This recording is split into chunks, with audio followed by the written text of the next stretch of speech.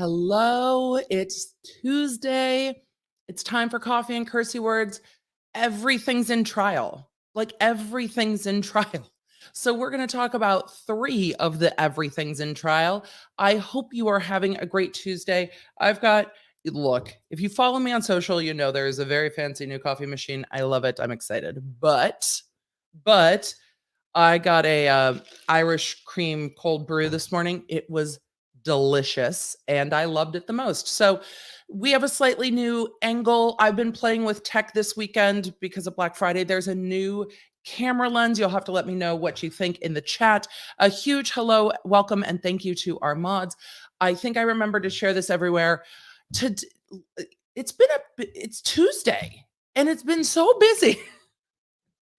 I'm ready for I don't know. November and December are always busy in court because, well, as we get into it, I'll tell you kind of the flow of at least the criminal trial courts that I have worked in.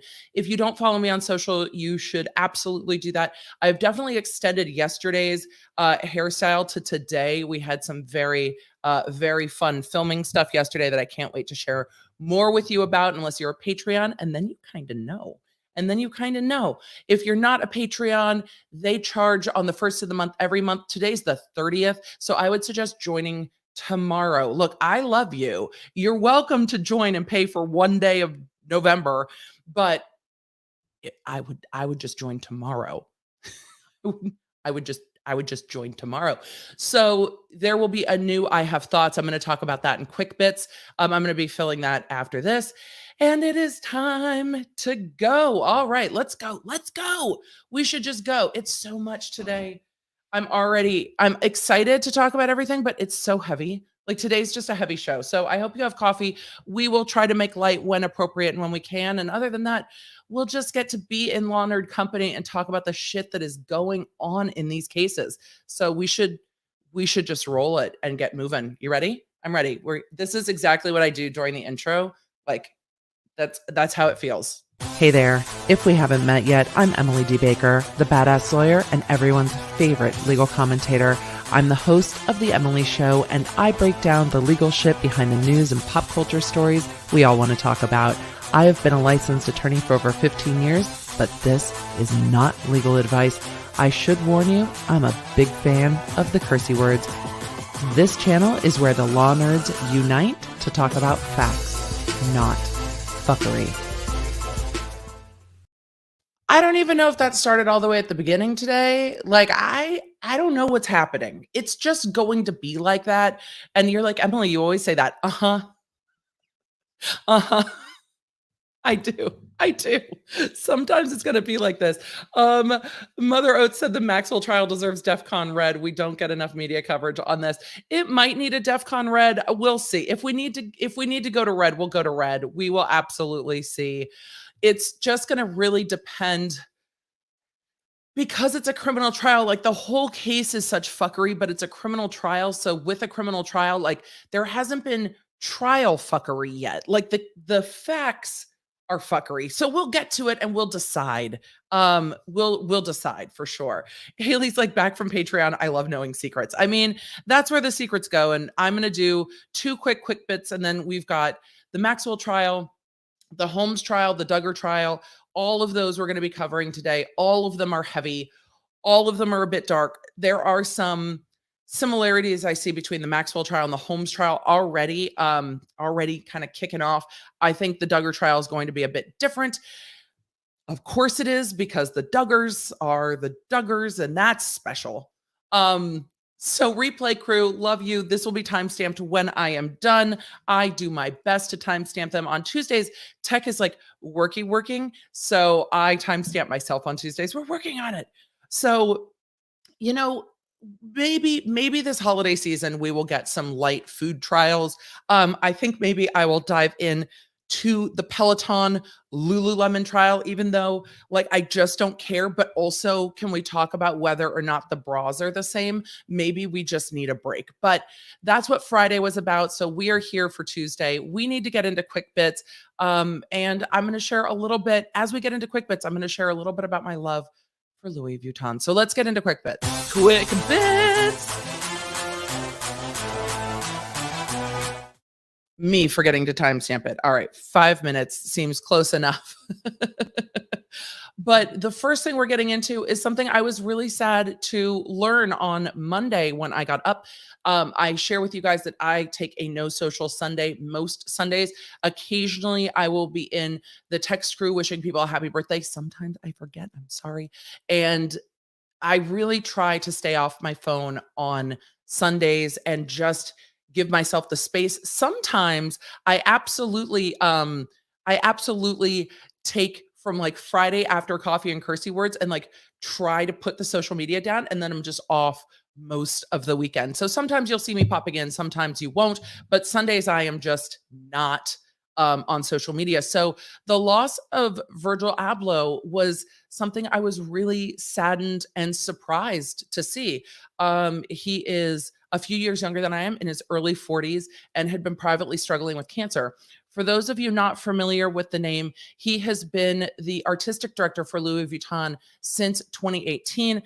Those of you that have followed me on social for quite a while know that Louis Vuitton is close to my heart. It is my favorite luxury brand house, maybe a little too much to my detriment.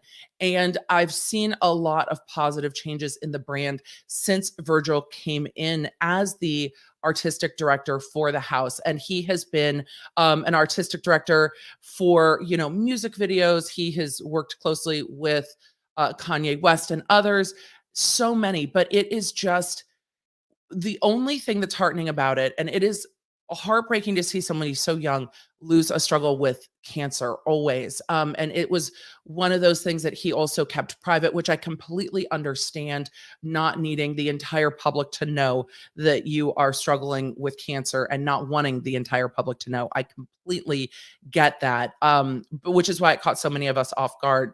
But he is not just someone who took a brand that had gotten fairly stuffy, kind of matronly. It was like an old lady. It felt like an old lady like brand. Like the Vuitton hadn't kind of modernized and elevated. It hadn't become fresh and fun. And he really brought a lot of fresh and fun into Vuitton, into the point that I started buying things from both the men's line and the women's line because the men's line has been so fun and so innovative. And it just really made me sad. But the silver lining of that was it was so uplifting to see so many talk about not what a great creative he was, but what an amazing human he was, what a great person he was to work with, what an inspiring soul he was. And that's always really nice to see when you see people at the very, very top of their game, also being lauded as a really great human. And that I think says quite a lot about him and a lot about the people that were in his space. So I just, just sad, really at the loss of Virgil. And I know that Vuitton is doing things to honor him. They have, we should actually, I'll just share the screen. LVMH, the parent company of Vuitton, and Vuitton's Twitter have both shared, let me see if we can share the screen, have both shared messages from his loss that I meant to retweet and then didn't. And that's, again, with the ADHD, things come into my head and I'm like, oh, I'm going to do that.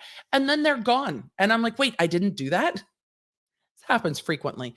But they are not just previewing his spring summer line, because these things do work pretty far in advance. They are going to be previewing his spring summer line today at 5:30. So we will see that collection that's being shown in Miami, which I think was a really nice way to do a memorial with Virgil was here and just showing his newest and latest designs, and then releasing what I thought was a really touching statement saying that LVMH, again, the parent company for Vuitton, Louis Vuitton, and Off-White, which is the company that he founded and started, are devastated to announce the passing of Virgil Abloh on Sunday, November 28th, of cancer, which he had been battling privately for years.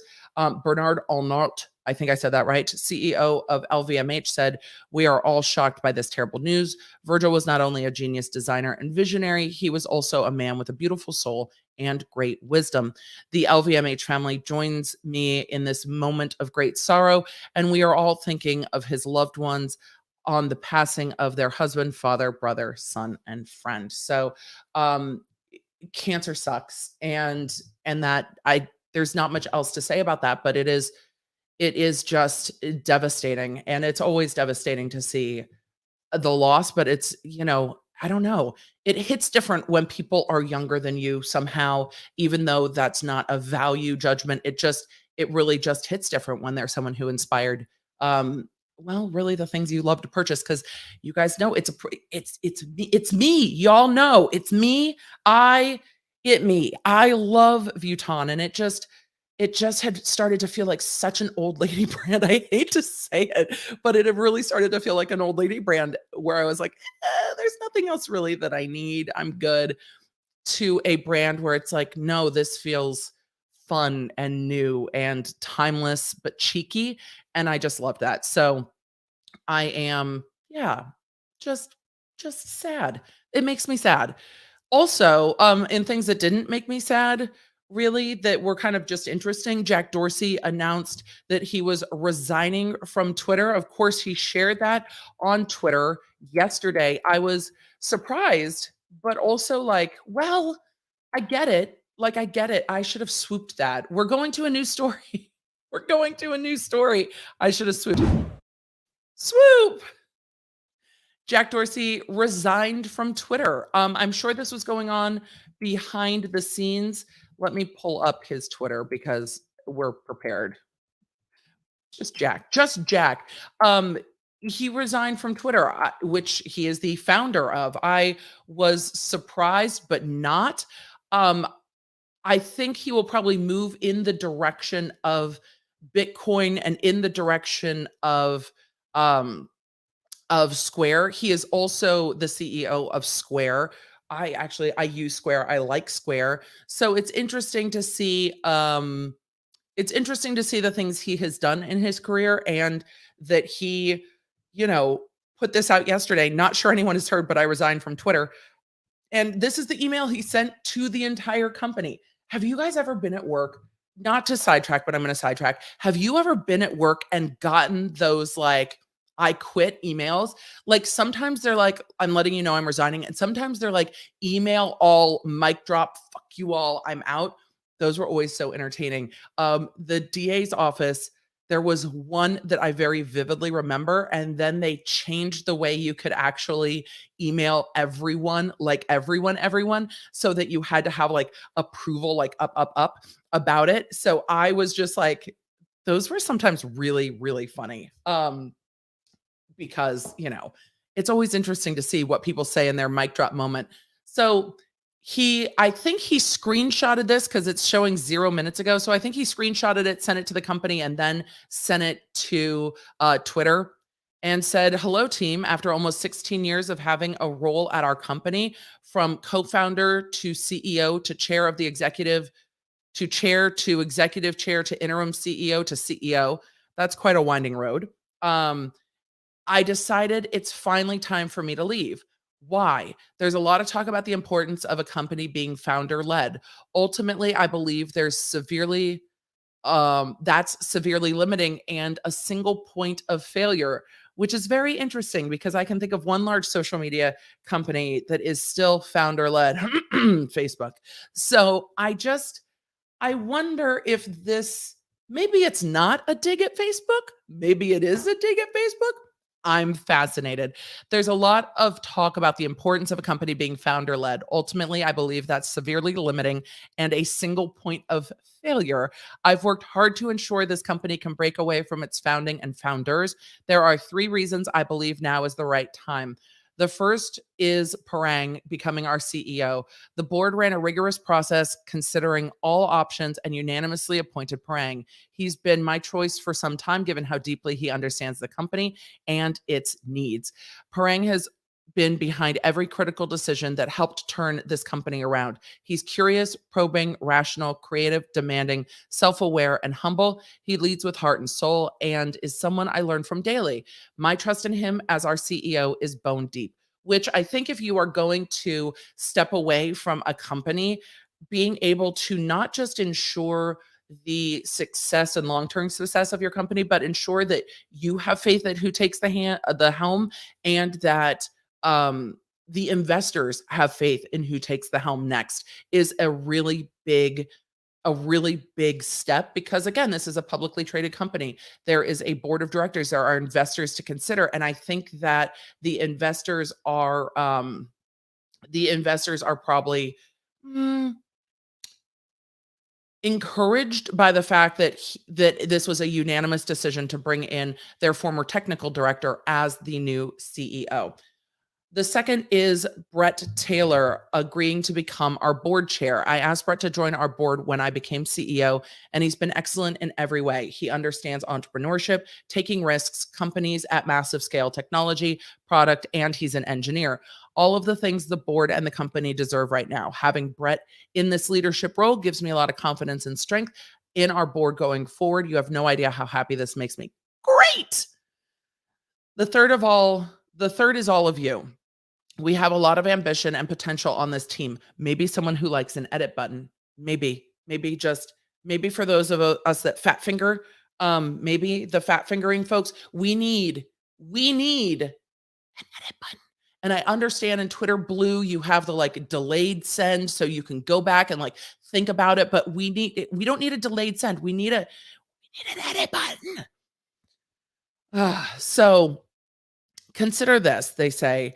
Parang started here as an engineer who cared deeply about our work, and now he's CEO. I also had a similar path. He did it better. This alone makes me proud. I know that Parang will be able to channel this energy best because he's lived it and knows what it takes. All of you have the potential to change the course of this company for all the better. I believe this with all my heart. Someone lobby for a button. Someone lobby for a button. Just a button. Just a button. Parang is the CEO starting today, which is interesting because this must have gone on for some time without it leaking, which is great, and probably best for the stability and health of a publicly traded company. Though I know there had been talks of ouster. People had been trying to kind of boot Jack. I don't think that's what this was. I really do think this was it's time to turn over the reins and go do something else. And that's a good thing. So I'm going to serve on the board through my term May-ish to help Parang and Brett with the transition. And after that, I'll leave the board. Why not stay or become chair? I believe it's really important to give Parang the space he needs to lead. I think that's probably right. And I think that's fairly insightful. And back to my previous point, I believe it's critical a company can stand on its own, free of its founders' influence or direction. I want you all to know that this was my decision and I own it. It was a tough one for me, of course. I love this service and company and all of you so much. I'm really sad, yet really happy. That I know that feeling. I know that feeling of I made the right decision. This is the right decision for me, but I am profoundly sad about this decision, but it's the right decision. I think that's the only way to say that. There aren't many companies that get to this level, and there aren't many founders that choose their company over their own ego. I mean, I like that it was a little pat on the back for himself. I mean, we've got to do it. He's like, look, this is what I want to say. I chose my company over my ego, and now it's time for me to leave. Okay.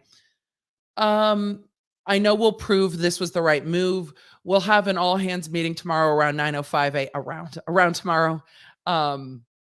I know he said all hands meeting tomorrow at 9:05 Pacific. It's such an interesting choice. 9:05. Not 9, not 9:15, 9:05. It's very specific, isn't it? At 9:05 a.m. Pacific to discuss it all. Until then, thank you for the trust you've placed in me and for the openness to build that trust in Parang and yourselves. I love you all. Jack, P.S. I'm tweeting this email. My one wish is for Twitter Inc. to be the most transparent company in the world. Hi, Mom. Hi, Mom. We love that. I would like Twitter to be the most transparent company in the world too. I don't know if Twitter is there yet, in my opinion. And in my view, I think maybe letting people know why they've been yeeted off the platform in a more transparent fashion would make it maybe a more transparent company for its users. But I will be curious to see the future of Twitter. I mean, I think a lot of the things that people dislike about Twitter are not Twitter issues. They are whenever someone can be anonymous on the internet, people act foolish issues. But I don't necessarily think that's a platform issue. There are other platform issues, but we will see. We will see. I'm encouraged and curious, and I will look forward to seeing what Jack Dorsey does next, and if it is in fact leaning into Square and cryptocurrency more. I think that after the amount of entrepreneurs that I've worked with, a lot of entrepreneurs and creatives like creating, like building a company, and then don't like at all running the company, because being a CEO in a regulated industry is so different than being a founder and a creator, where you get to have the ideas and do the big things, but then you have to deal with like all the lawyers and all the ins and outs. And a lot of creatives find that tedious and boring and dull. And they're like, can someone else just be the adult? I need a boss. I just want to do the creative shit that I like. And then I need a boss to do everything else. And so I'm not surprised that for Jack Dorsey, it was time to step away. And we will see what happens next. Last point. I'm not even going to swoop it because it's just a mention to y'all. There's almost 3,000 of you here. Do the YouTube things. But I've seen it rolling around social media. I've been asked about it. I've decided that I'm going to do a I have thoughts episode on Patreon about it, but I've been asked a lot about the Kyle Karath Chad Reed shooting in Texas. It is literally a murder or justified murder, depending on who you ask, caught on video that has gone around social media. Yeah, there's not a court case yet.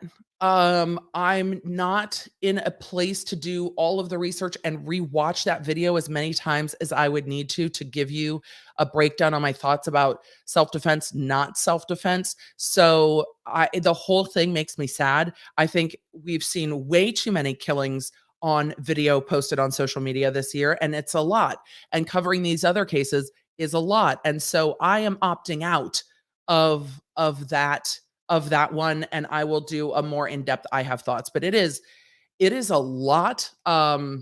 It's a lot. And so I'm just opting out. The other cases that we have been tracking are so dark, and it's become oddly normalized that there are killings, murders, homicides on video on social media that stay on social. It's strange to me.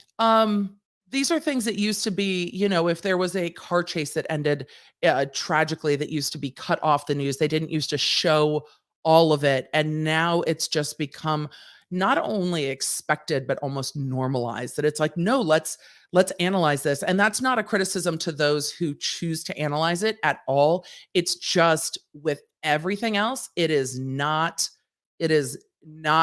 what I am choosing to do right now. If this gets filed in a criminal case, then, or if it gets declined as a criminal case, I might go over the reasons for a filing or not a filing. But right now, it is a tragic video on social media that I'm not going to get into very much more. So it's wild. Other law tubers are covering it. The law tube community is split on their opinions of it, which I think is a really healthy thing to take a look at all the different opinions. So lots of people are covering it. You are so welcome to go check out their coverage and see the different opinions. But I think this case, well, it's not a case yet. I think this video and this incident, killing, I mean, can we call it's a homicide because it's a death at the hands of another. Is it a murder yet? We don't know. But this killing, this homicide, if it gets filed, I'll cover it. If not, go watch the differences of opinions and see how the legal analysis flows. If you are curious about how these analyses are done and the law says this, and what about this, and what about that? I really, to evaluate that, I don't want to watch the video that many times. I don't. So I'm not. So I wanted to talk about it because it's out there on social, and I wanted to let you know that I will be absolutely talking about it more over on Patreon, not in a breakdown way, but kind of in a, well, the Patreons will know. Me telling you all the things I'm going to tell you. Nope. I'll just, we will save it. You guys, part of me feels like I should put up a poll, and part of me feels like I should just go in order. I'm torn between the Maxwell trial or the Holmes trial or the Duggar trial next. Maybe I'll just put up a poll and see what you guys think about it. Let me do that real quick because, why not just ask what you guys want to see next and then let you choose? It's like dark, dark, and dark. And that's tough. And then if you guys are new here, go ahead and put a 1 in the chat if you're new here. If you're new here, I will also get to questions at the end. I'm going to, oh, good. Oh, good. I've said literally nothing. And YouTube is already like, yeah, this is not monetized. That's very interesting. There is something going on in the back end of YouTube. Let me fix that real quick. And then we will put up a poll because I need to get to the live chat so I can put up a poll. YouTube, this is for look, I don't know what I said, but this is for educational purposes. And we've shared tribute to a creative genius's life. And we've talked about the trials we're going to talk about. I don't know if I've said actually much else for FFS. YouTube. I'm going to breathe. It is it is just a thing that we deal with, right? All right, let's put up a poll. I'm going to leave the poll for a little bit. I'm going to go through some of the chat while that poll is polling. If I had chat on my end, why don't I have chat? I don't have chat. Why? Why don't I have chat? Let's see if I can get my chat so that I can put up a poll. Nope. Anybody else not have chat? Because I see all of y'all. Oh, I did say homicide. I did. I just mentioned the word Duggar and YouTube's like, negative Ghost Rider. The pattern is absolutely full. And I've seen a number of you ask about the Jussie Smollett trial. I will pull it up and see if I have not followed it closely. We will see. I don't have a chat. So I'm going to look at what you guys have chatted because I can't put up a poll. Superb. This is superb. This is a superb experience. All right, I'm going to go through the poll of the chat, and I see a lot of Duggar. All right, that's a lot of Duggar. The chat is just, yeah, that's fair. You said murder quite a bit. I did for educational purposes. Oh, no, this is correct. I did shade Meta's CEO. Maybe that's what it was. And now I have no chat. They're like, no soup for you, Emily Baker. All right. Duggar and Maxwell. Okay, we'll do Duggar, then Maxwell, then Holmes, I think is the order that we will go in. So we'll start with Duggar. And I saw a number of you making reference to the fact that perhaps there is a new Triller lawsuit. So when we get to questions, y'all will have to tell me about that or let the mods know so they can let me know. Or the mods, if you see it, you can just pull it and let me know. And I will check it before, just at me in our chat. And I will check it before I move on. So let us start with Duggar because I haven't read these motions yet. They were just filed today. I will do a swoop. I will do a very, very brief road so far. We'll talk about what was going on yesterday. We'll go through the court orders. We'll go through the media reporting, and we will piece together what is happening in this case. Oh, I have chat again. Yay. Yay, it's back. All right. Well, if I need to get back to it, I will. All right. Let us swoop and let us Duggar.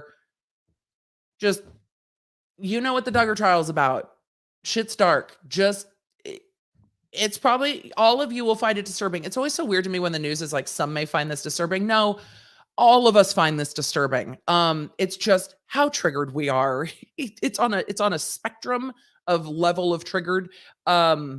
It's disturbing, but it is the case that we are going to be talking about next. I swooped. So the Duggar case is starting trial today. What day are we at? November 30th. They are starting with jury selection today. There are also ongoing pretrial motions. We covered extensively, and I will put the links down below for the replay crew. There's also a playlist on the channel of the Duggar trial. We covered the motions in Lemonade extensively. So we covered all of the motions in Lemonade. The court ruled on most of them. I'm going to pull up that court document real quick and show you all of the rulings, and then we will go through the numbers of the motions that were held back, and we will get into those right now because there is a new minute order about it. That was yesterday's minute order. Where is the other one? No, no, no. Me trying to go through all of my, here we go. This is the Duggar file on my is a fairly extensive files. It's getting ready for trial. Not as extensive as some. I mean, when you look at the docket number, we're not even at 100 docket documents yet. We are over that now, but it's a pretty extensive case file. Let's see if this looks better if I do it. If we do it this way, let's see. Where did I now lost myself, but can you guys see it better that way? Let me know in the chat if this works better, and I will make this bigger, and we will do it that way because that is a different way. Is that bigger? Is that better? Let's see. I hope so. I hope that that's bigger and better, and that you can read it clearly because I feel like that is more clear. I don't know. All of you are like, yes, better. Yes, good. All right. I'm going to try to keep doing it this way. I have discovered, look, we're professionals here. We keep up leveling. I have found new ways to do this, and we're going to try to do it in new ways. Yay! I won't bore you with all the details on how we're shifting the screen sharing so we can see it, but this is the way. This is how we do it. This is how we do it. Okay. We got to be serious because this is serious shit. So these are the brief rulings on the motions in Lemonade. The trademark inscriptions, the court was like, fine. The motion to admit prior statements by the defendants, the court was like, fine. The motion to exclude third-party guilt, the court was like, no, you can't do that, government. It can come in. The motion to eliminate to exclude improper opinion testimony, the court was like, the government agreed that they're not going to do that. That's like basic rules of evidence. That's not going to happen. The sequestering witnesses, the court's like, look, witnesses can't watch other witness testimony, but I'm not doing any more than that. Defendant's motion to exclude any references of defendant's stated decision to decline answers, that would violate his Fifth Amendment right. And the court was like, yeah, we're all going to play by the rules. What wasn't ruled on in this was the motion with regard to past bad acts. I'm going to call it past bad acts, but it is the hands-on alleged molestation of minors when Duggar was also a minor.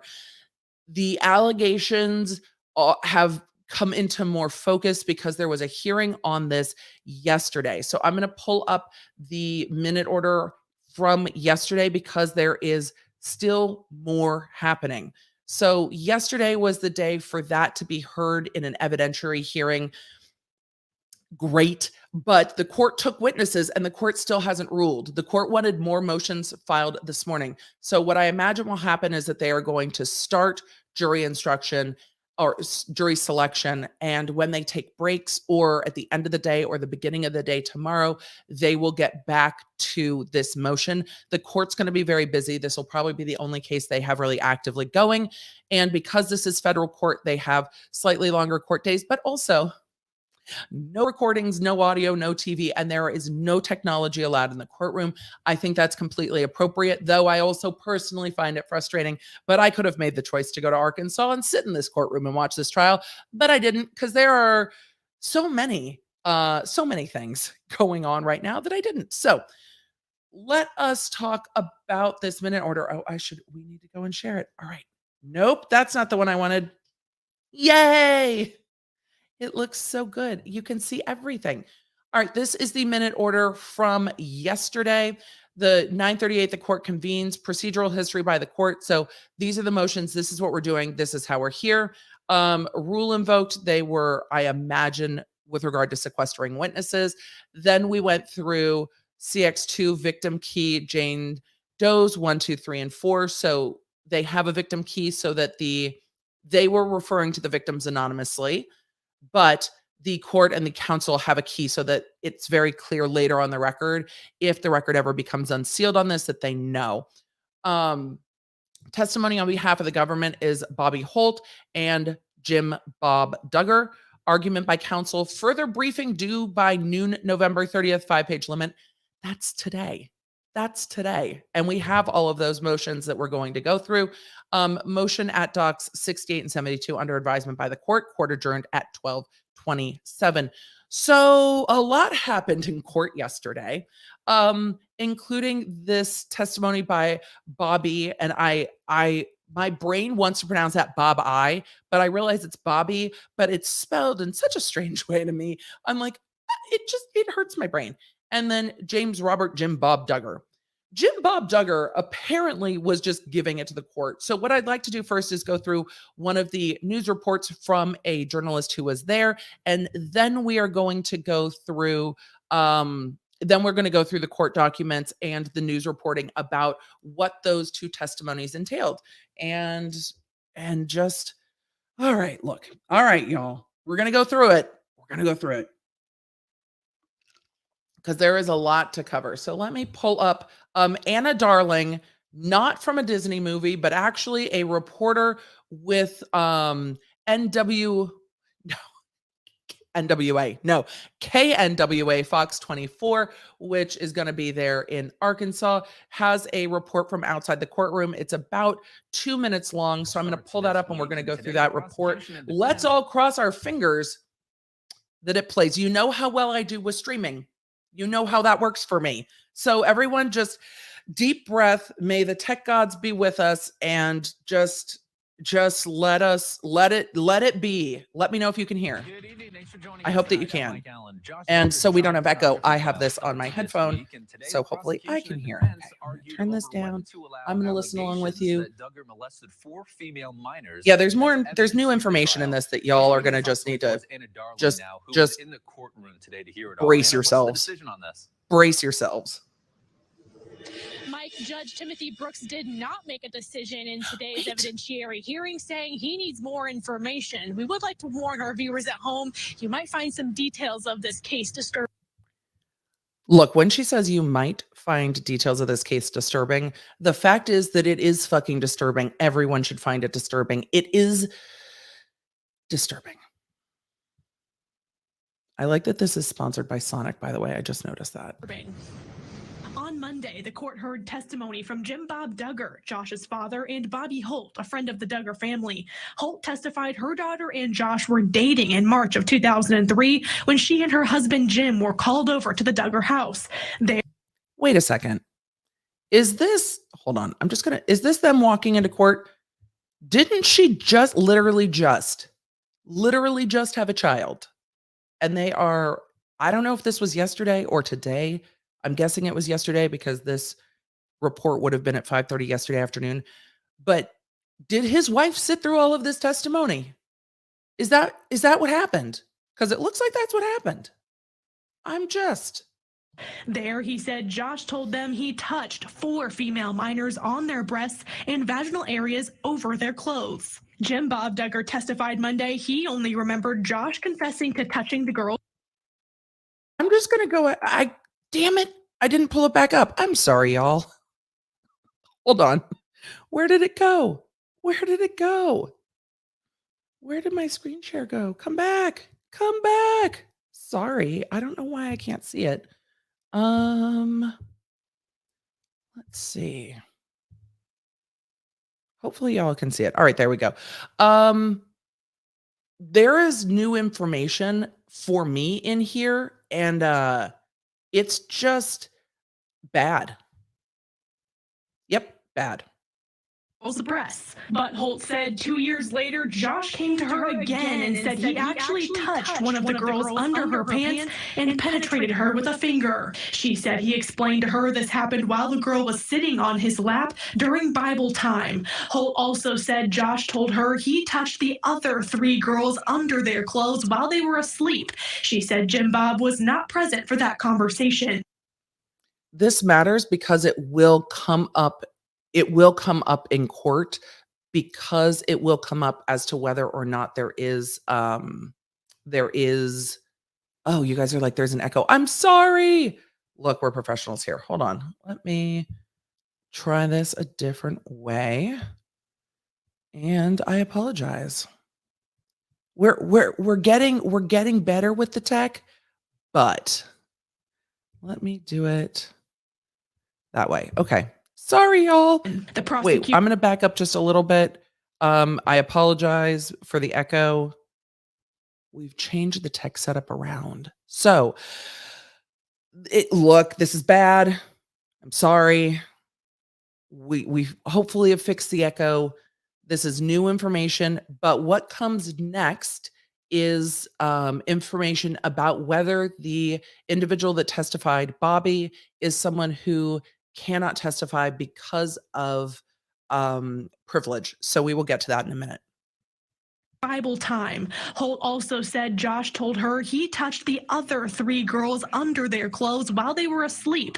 She said Jim Bob was not present for that conversation. The prosecution wants to use this testimony during the child porn trial, but the defense claims Josh's confessions happened under the understanding of clergy confidentiality since both Jim Bob and the Holts were leaders of their church. Jim Bob told the judge he felt these situations with the Holts qualify as confidential spiritual counseling. Well, Jim Bob's not the one who gets to decide whether this is spiritual counseling or not. It's not Jim Bob's decision. It is the court's decision. And what we're going to be talking about today is those motions about whether the testimony from Bobby Holt can come in or if it's protected by privilege. But Bobby Holt said that wasn't the case. She testified that it was a conversation between parents. And I think that's going to be controlling. It's important to note that Josh Duggar himself was only 15 years old when this all happened. Judge Brooks could make a decision on this evidence tomorrow, and jury selection starts tomorrow. They hope to get witness testimony started as early as Wednesday, but that could be Thursday based on how long it takes them to seat the jurors. Yeah, that's not happening. What's not going to happen is that a jury is going to be selected today. Like, I can't even see a jury being selected today. Like, I just. So with privilege, like spousal privilege or clergy privilege, they can't necessarily be compelled to testify. However, the testimony of the individual, Bobby Holt, that they did not perceive it to be privileged, it was a conversation between parents, is going to be critical. So we're going to go through the news reports of Jim Bob's testimony, and then we are going to go through the new court documents. So let me, it's a whole new world of how we're sharing our tech here, and I'm living for it, but also it's a new setup. Look, we're just going to iterate and better. So this is coming from People. It is Jim Bob's oh, nope, that's still Twitter. That's not what we want. That's not what we want. Oh, because okay. I see why we're cranky. Screen sharing. I've got you. Let's just everything today is like, no, Emily. No, that's not what we're going to do. We're going to have to go tab by tab. Good times. StreamYard and I are going to have a chat. We're going to have a chitty chat. All right, let's make this bigger and go through this people.com article. Let me make sure you can see. We can see things. It's going to be a mess today. Just thank you for your patience. Josh Duggar child porn case. Jim Bob subpoenaed to testify about son's past molestation scandal. Jim Bob Duggar testified in an evidentiary hearing on Monday after he was subpoenaed by the prosecution in son Josh's child sexual abuse material case. Here's what Jim Bob didn't want to do. What Jim Bob didn't want to do is say anything about this case, and got into it with the judge. Who does that? Like, the chutzpah of Jim Bob to get into it with the judge is like, what? We've got more information by Sweet Baby Ray. Thank you for the super chat, who said Bobby Holt also said under oath that women cannot be clergy in their church and they are not considered leaders, which is, once again, is going to lean in. We'll see if it's in the government's motion, but if that's the testimony, it should be in the government's motion, saying this is Jim Bob being perhaps manipulative of the facts to prevent this from coming in at trial. Who could see that happening? Shocked face, shocked Pikachu face. All right, let's get back into this. Jim Bob was forced to take the stand in an Arkansas court Monday to testify on behalf of the prosecution in his son Josh Duggar's ongoing child CSAM case. Josh, the eldest of their 19 children, has been charged with receiving and possessing CSAM. The law is CP, same. He pleaded not guilty following an April arrest and was released pending his trial. We know that. Jim Bob, 56, was subpoenaed by the prosecution to discuss the past molestation scandal, which the defense team has moved to exclude from the upcoming trial, and the prosecution has moved to include, or at least have a ruling about how it may be included, which is important. The judge has not yet ruled on whether it will be allowed in the trial, even after hearing testimony from Jim Bob and Duggar family friend Bobby Holt. During his testimony, Jim Bob repeatedly said he couldn't remember the details of Josh's admissions that he had touched the victims identified during the proceeding as Jane Doe's 1 through 4. Now, I don't know. A lot of y'all are parents. And I don't know if that's something that you forget. Like, it seems like this was a very large family scandal. And I don't know if you forget that. So, I mean, while I don't remember is hard to prosecute people for perjury, and this is all speculation to me, it seems odd that you wouldn't remember some details, because this seems like it would be, a really big fucking deal. Perhaps. Also, if he can't remember that, can he really be a senator? Like, it seems like if you can't remember the details of very, very big things, that maybe you shouldn't be a member of government. I'm just saying. He also took issue with the police report, which was obtained and published by In Touch. I'm not going to make the obvious jokes by the fact that the publication is In Touch and this was a hands-on molestation case. I am an adult, and my tendency to make light is completely inappropriate here. Adults. It's really horrible, uncomfortable shit. He also took issue with the police report. He said this was something for a young man to come forward, he said, calling it a juvenile record and a sealed case. Later, he said, I can't remember when asked about the report, and called it tabloid information. It was a police report? It was a police report. It was a police report.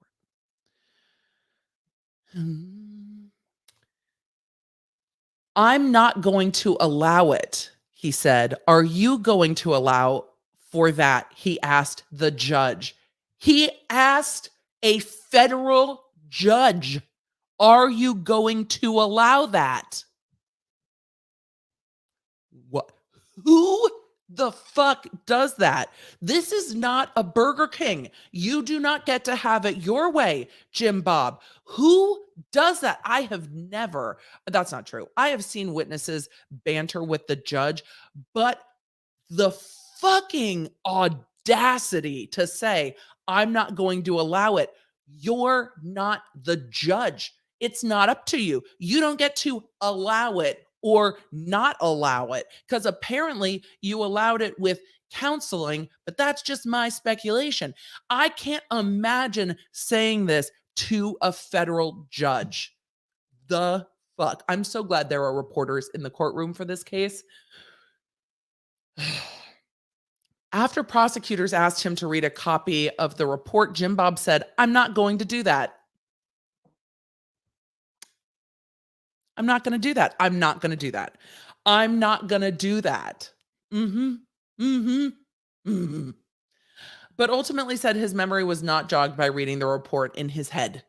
I mean, I imagine he read it to himself instead of reading it out loud, but the prosecution will often do this to refresh someone's recollection and say, if I show you this police report where you did this thing, or if I show you this report, do you remember now? I have very rarely had someone say, no, I don't remember, unless they had sustained some sort of traumatic injury that might make memory difficult. It's very rare. Normally when people read a police report, they go, oh, I see this. I remember sitting down with the police. I remember saying something to that effect. I don't remember my exact words, things like that. It's very unusual to see a witness say, no, no, I read it, but I don't remember any of it. You gonna allow this shit? I'm not allowing it. I'm Jim Bob Duggar, motherfucker. God, just reading this article gives me such a full picture of who this individual is. And I was not someone who followed the Duggars or watched 19 Kids and Counting, but I feel like the picture has been painted for me very well by people, and they're not even really being shady about it at all. His words make it real clear. If there is an objection to be made, someone will make it, but it won't be you, the judge told him. Hey, Jimbo, let the lawyers do their job. Also, this is not a hearing in front of a jury.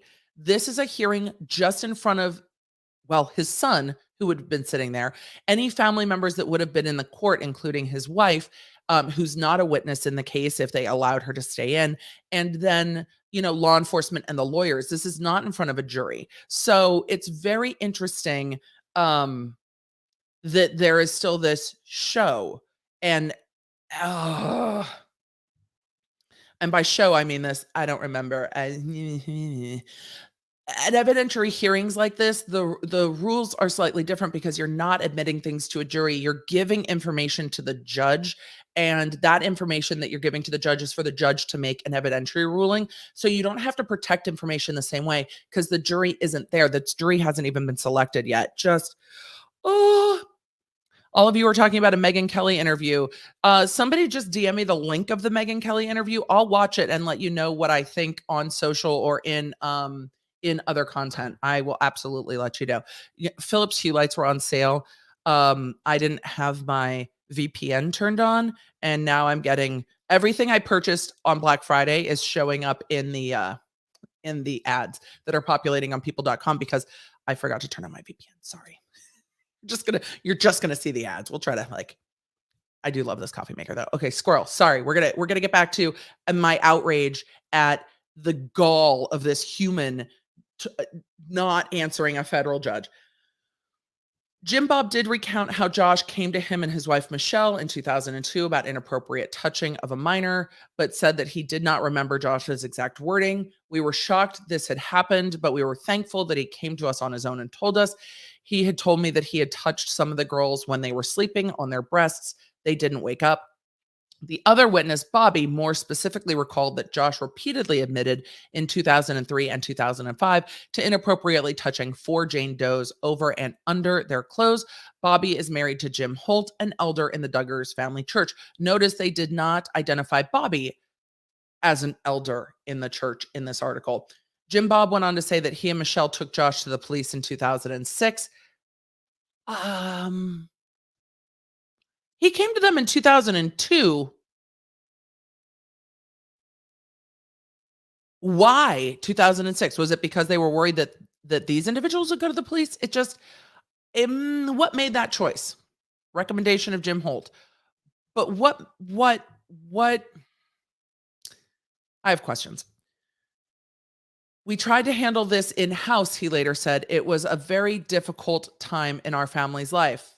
Oh, so difficult that you might perhaps remember it? When the 2006 police report came up during his testimony, Jim Bob complained, I am imagining to the judge and or the prosecutors, for you guys to use a tabloid to bring it back up is very unprofessional. I'm so curious about Jim Bob's professional ethics. Because it seems to me that he's never been a federal prosecutor, and that questioning this is interesting. Okay. The judge responded. The times I wish federal court was televised for this exchange, the information is horrifying. The allegations are horrifying. The fact that they would have had to talk about this in detail probably shouldn't be publicized. That's I get it. But also, I would have loved to have seen this exchange between Jim Bob Duggar and the judge. Mr. Duggar, I recognize this is perhaps a very unfair position that you're placed in, and I appreciate that, the judge said.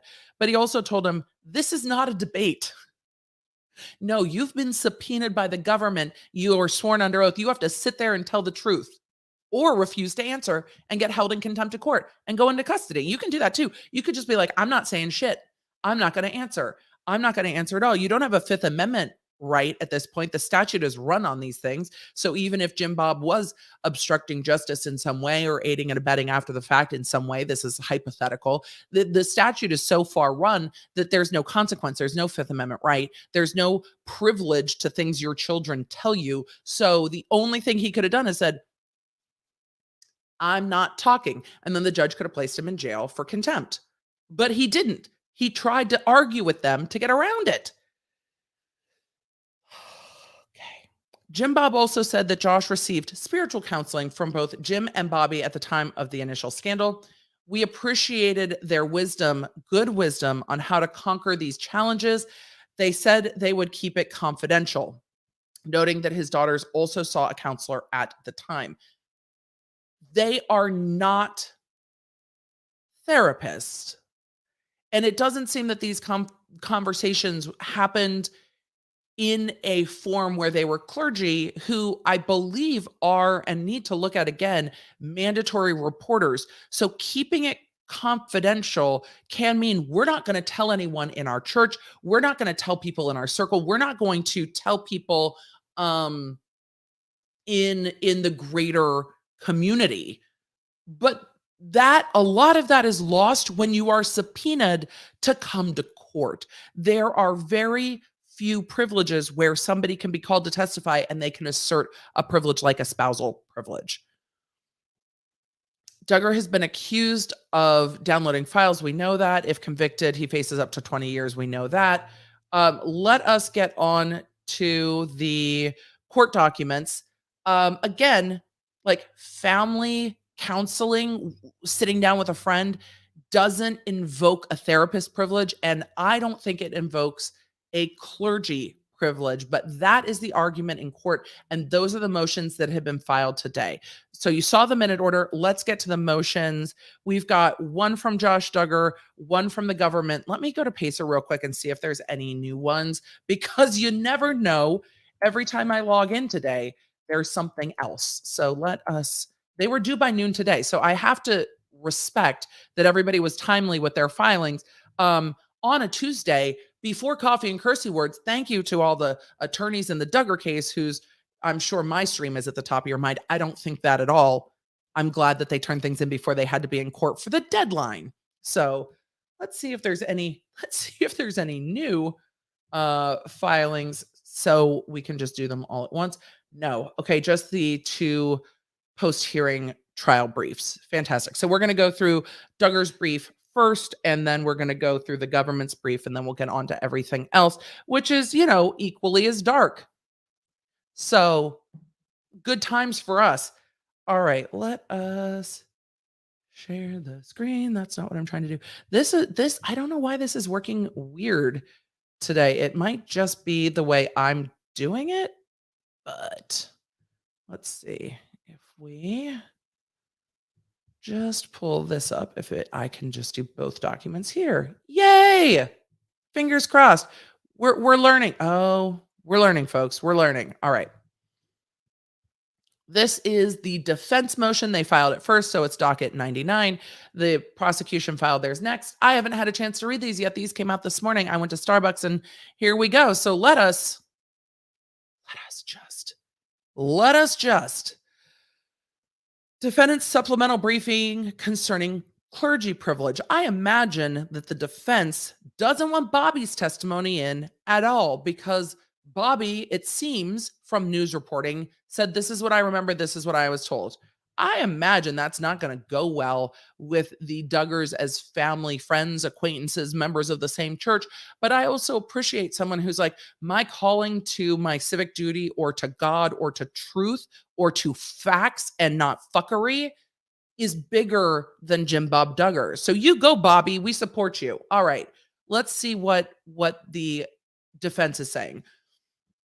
The testimony adduced by the parties at the evidentiary hearing reveals that any statements made by Bobby Holt and or Jim Holt by Duggar to Jim Bob Duggar were made to them in their capacity as spiritual advisors, with the exception that with the expectation, words are hard, that the communications would be kept confidential. Again, there is a difference between confidential and privileged. Privileged communications mean even if you go to court, you can assert the privilege and say, yes, I talked to this person, but that person can't testify about it. There is a difference between privilege and confidentiality. With the expectation that the communications would be kept confidential. As such, any such statements are shielded from disclosure by the clergy privilege, and therefore Duggar respectfully requests that the court prohibit the government from eliciting any further testimony from Bobby concerning these purported conversations. Your Honor, this shit's real bad for us.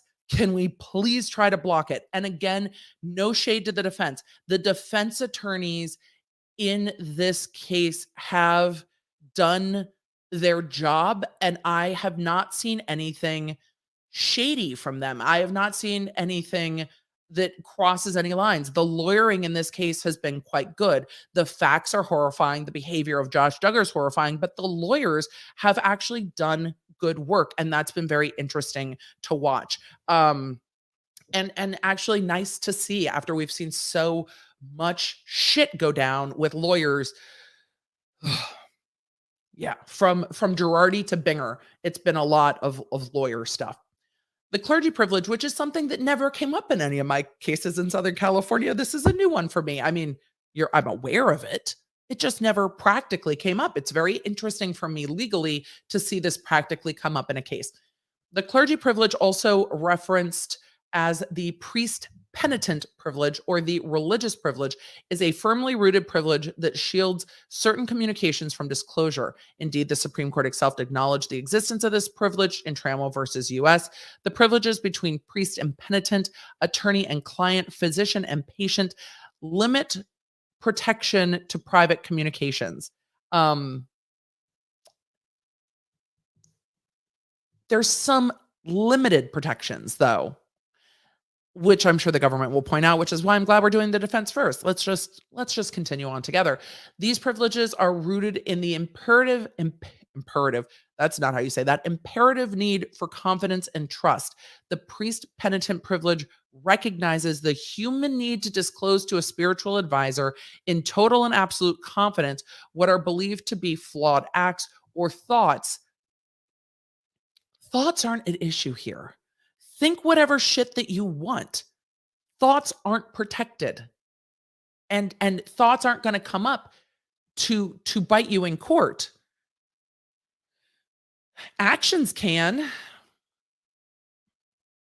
And the total and absolute confidence, that confidentiality, again, that moral, perhaps confidentiality, has to do more with what you tell your priest. They're not going to go home and talk about at dinner. They're not going to go and talk to other members of your congregation. Some of that is limited when it comes to certain acts, these being the exact kind of acts that you don't get protection from, but we'll continue. Generally, an attorney or a priest may not be required to disclose what has been revealed in a professional confidence. The attorney privilege and the priest privilege are not the same in this circumstance based on the reporting of Bobby's testimony, which was these were family conversations. This was not somebody coming in a confessional type of a formalized Father, forgive me for I have sinned type of a way. Further, federal courts readily acknowledge the validity of this vital privilege. See United States versus Dubé, acknowledging the existence of clergy penitent privilege. In seminal cases concerning the contours of this privilege, right? It's not a blanket privilege like marital privilege or attorney-client privilege. The privilege protecting communications to members of the clergy, like the attorney-client and physician-patient privileges, is grounded in a policy of preventing disclosures that would tend to inhibit the development of confidential relationships that are socially desirable. Circa 1998, noting that Federal Rules of Evidence 501 permits the development of common law evidentiary privileges in light of reason and experience, and that this privilege exists is what they're continuing on to say.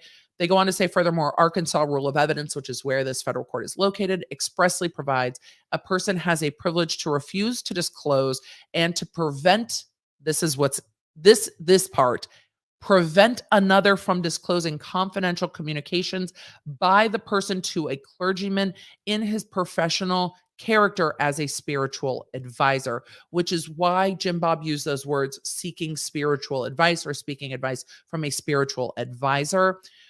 But it is the prevent another from disclosing, like the attorney-client privilege, like the spousal privilege.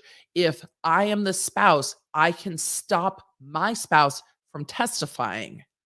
It's not that they can invoke the privilege. I can invoke the privilege to stop them from testifying, even if they may want to.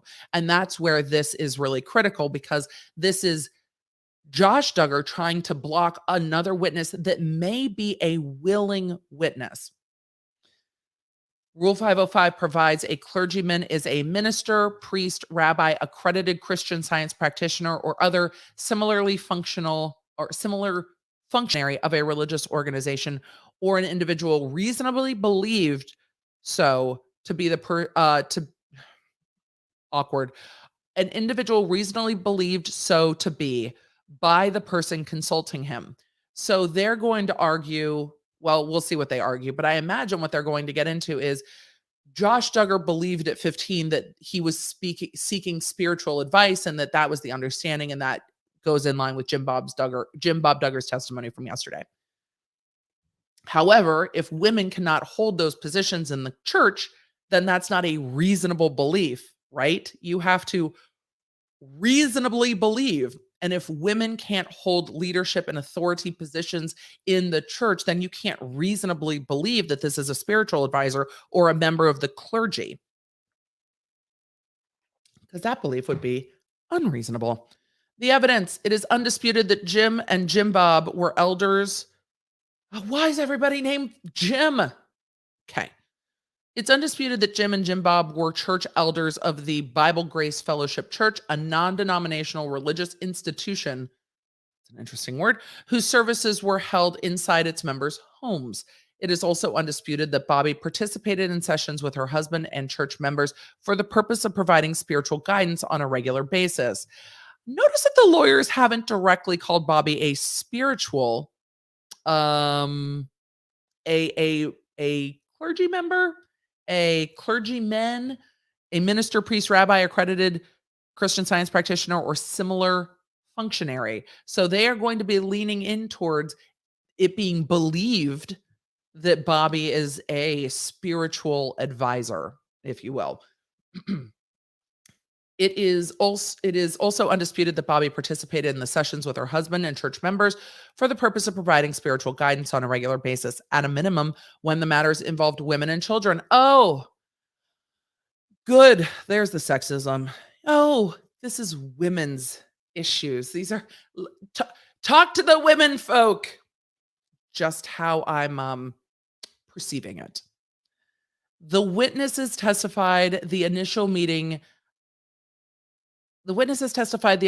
to discuss the allegations involving Duggar was initiated by a phone call from Jim Bob to Jim, who, in addition to being a church elder, is also an ordained minister and chaplain. Good. Then Jim probably can't testify or can be blocked from testifying. But does that extend to Jim's wife? Because he's an ordained minister. Bobby testified that when Jim Bob called Jim to schedule a meeting, she overheard the conversation on speakerphone. That's a conversation for speakerphone. No. And also, is it a confidential conversation if it's on fucking speakerphone? No, it's not. Let's continue. Bobby testified that when Jim Bob called Jim, she overheard the conversation on speakerphone. Jim Bob testified that the purpose of his call to Jim was to seek spiritual guidance for Duggar. Good. Jim can probably be blocked from testifying, which is probably why we didn't see Jim testify yesterday. Jim Bob testified unequivocally that he communicated to the Holts that the conversations were to be kept confidential. Privileged and confidential are different. Bobby testified that confidentiality may have been discussed, but that she could not specifically recall, footnote 2. Quotations herein are based on undersigned counsel's notes taken during the hearing. Any errors are unintentional. If we misquote shit, it's because things were moving fast. And we're trying to block this testimony the best we can. Me reading into it. Bobby testified that prayers were said at the meeting with Duggar and that the meeting was held at the Duggar's home. Bobby testified that she wanted to give Duggar the opportunity to confess to temptations and to help him move forward. Bobby testified she wanted to give Duggar spiritual advice. Jim Bob testified that Jim counseled with Bobby regularly and viewed her as a member of his team. Still not a minister, though. Still not a clergyman, though. So, still not clergy. Bobby testified that nearly 2 years after the initial meeting, her family invited Duggar to stay at their home in Little Rock. I have questions. Bobby. You sat down and heard about the digital penetration. And Bobby, do you have kids? Do you have kids? Because then you invited him to stay at your home. I have so many questions. Did your husband make you do that? I want to know. Like, how was that decision made? 2 years after the meeting, the family invited Duggar to stay at their home in Little Rock. Bobby testified that Jim regularly counseled Duggar during those 2 intervening years. She said she still wanted to help him. She testified that she and Jim met with Duggar in their bedroom to discuss matters further.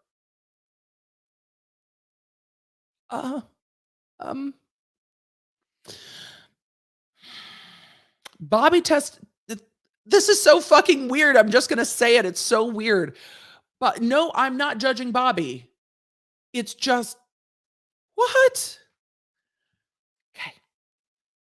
She testified that she and Jim met with Duggar in their bedroom to discuss matters further. Bobby testified that during the meeting, Jim actively participated, but eventually fell asleep.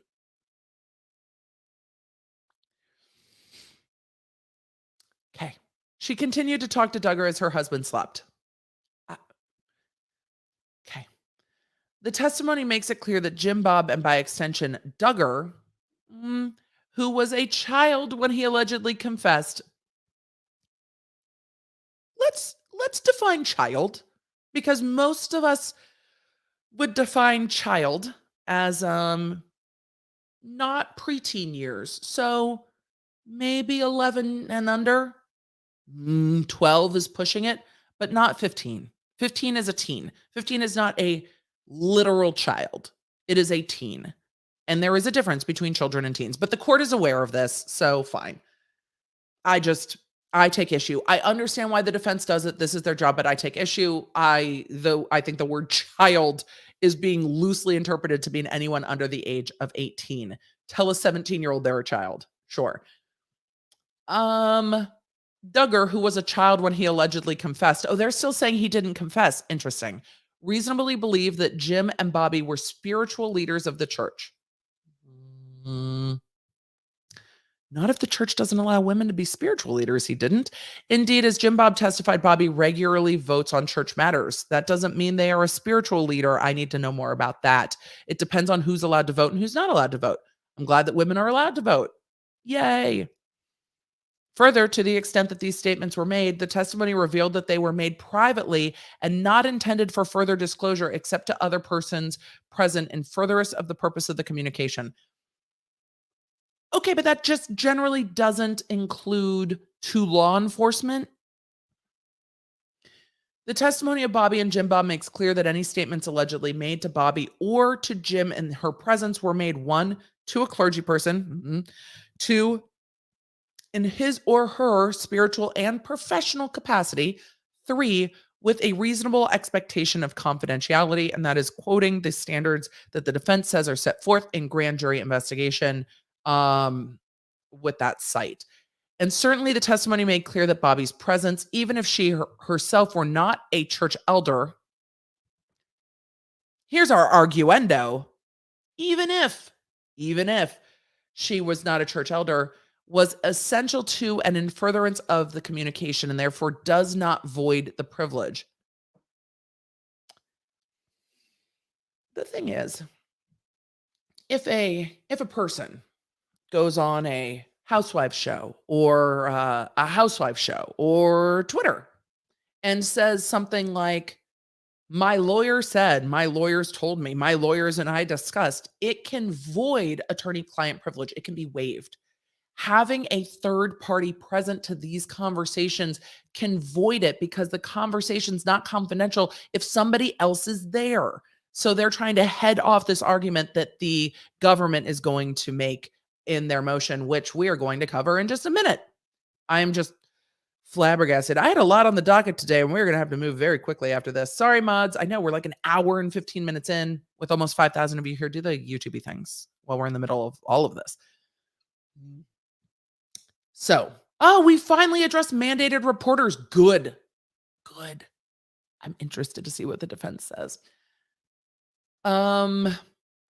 Let's see. So arguendo. Wait, we got to the arguendo. Here we go.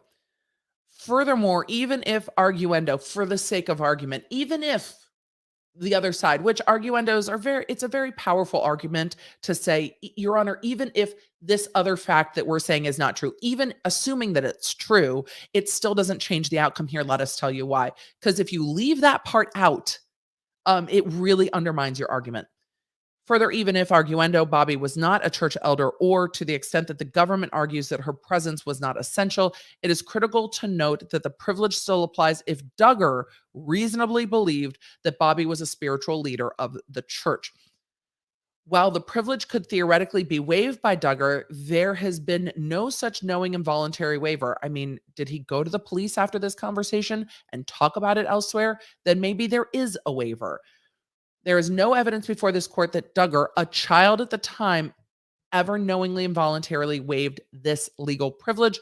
Finally, while clergy members are mandated reporters of suspected child abuse in Arkansas, a statutory exception to the duty to report exists here. Really? Where, as here, the clergy member A has acquired knowledge of suspected child maltreatment through communications required to be kept confidential pursuant to the religious discipline of the relevant denomination or faith. Arkansas, no. B, received the knowledge of the suspected child maltreatment from the alleged offender in the contents of a statement of admission. There is an exception. There's an exception to the mandated reporting. If the offender is the one that reports it, then you don't have to report it. Okay, that's an interesting exception. That's a big exception. If you live in Arkansas and don't like that, tell your local legislator, because that's a big exception. Clergy aren't mandated reporters. Clergy are mandated reporters, except when you're required to keep it confidential because your faith says you have to keep it confidential. So if your faith decides that you never report anything, even if victims come to you, then you never have to report anything. Oh, I'm not a big fan. States are free to make their own laws. I bet you a lot of the fine folks that live in the great state of Arkansas are unaware that that is a thing, because that's just, yep, y'all, this is why voting matters. Because of that, because Arkansas is allowed to do that. Arkansas is allowed to make this exception. If you don't like it, vote for people who are like, hey, that's kind of fucked. I'd love to see the legislative history on that. We're not going to do a deep dive today, but I might do a deep dive on the legislative history of how the fuck this happened and who proposed it. Because I'd be really interested in the legislative history of Arkansas Code Annotated 12-18-402 B29A through B. Because those are, woo! This is why when we say that states have their own quirks and loopholes and it takes legal research, this is not just legally researching the exceptions to the mandated reporter statute, but also the legislative history. This is like a a deep dive. And I see a great question as I get distracted by the chat. Why is this relevant in the federal case? Because the privilege is going to be governed under the laws of that particular state as well, because it is the district that is in that state. All of you are like, DEFCON red, DEFCON red. I see it. I see it. I see all y'all are like, that exception's fuckery for sure. All right, let's just do it. Let's just go to DEFCON red. Before we go to DEFCON red, I need to warn you that our DEFCON red logo is a little flashy. Once the music is over, though, the flashy bit is over too. So if you are flash sensitive, it will only be for a short moment. And that is the end of my warning. Let us go to DEFCON red.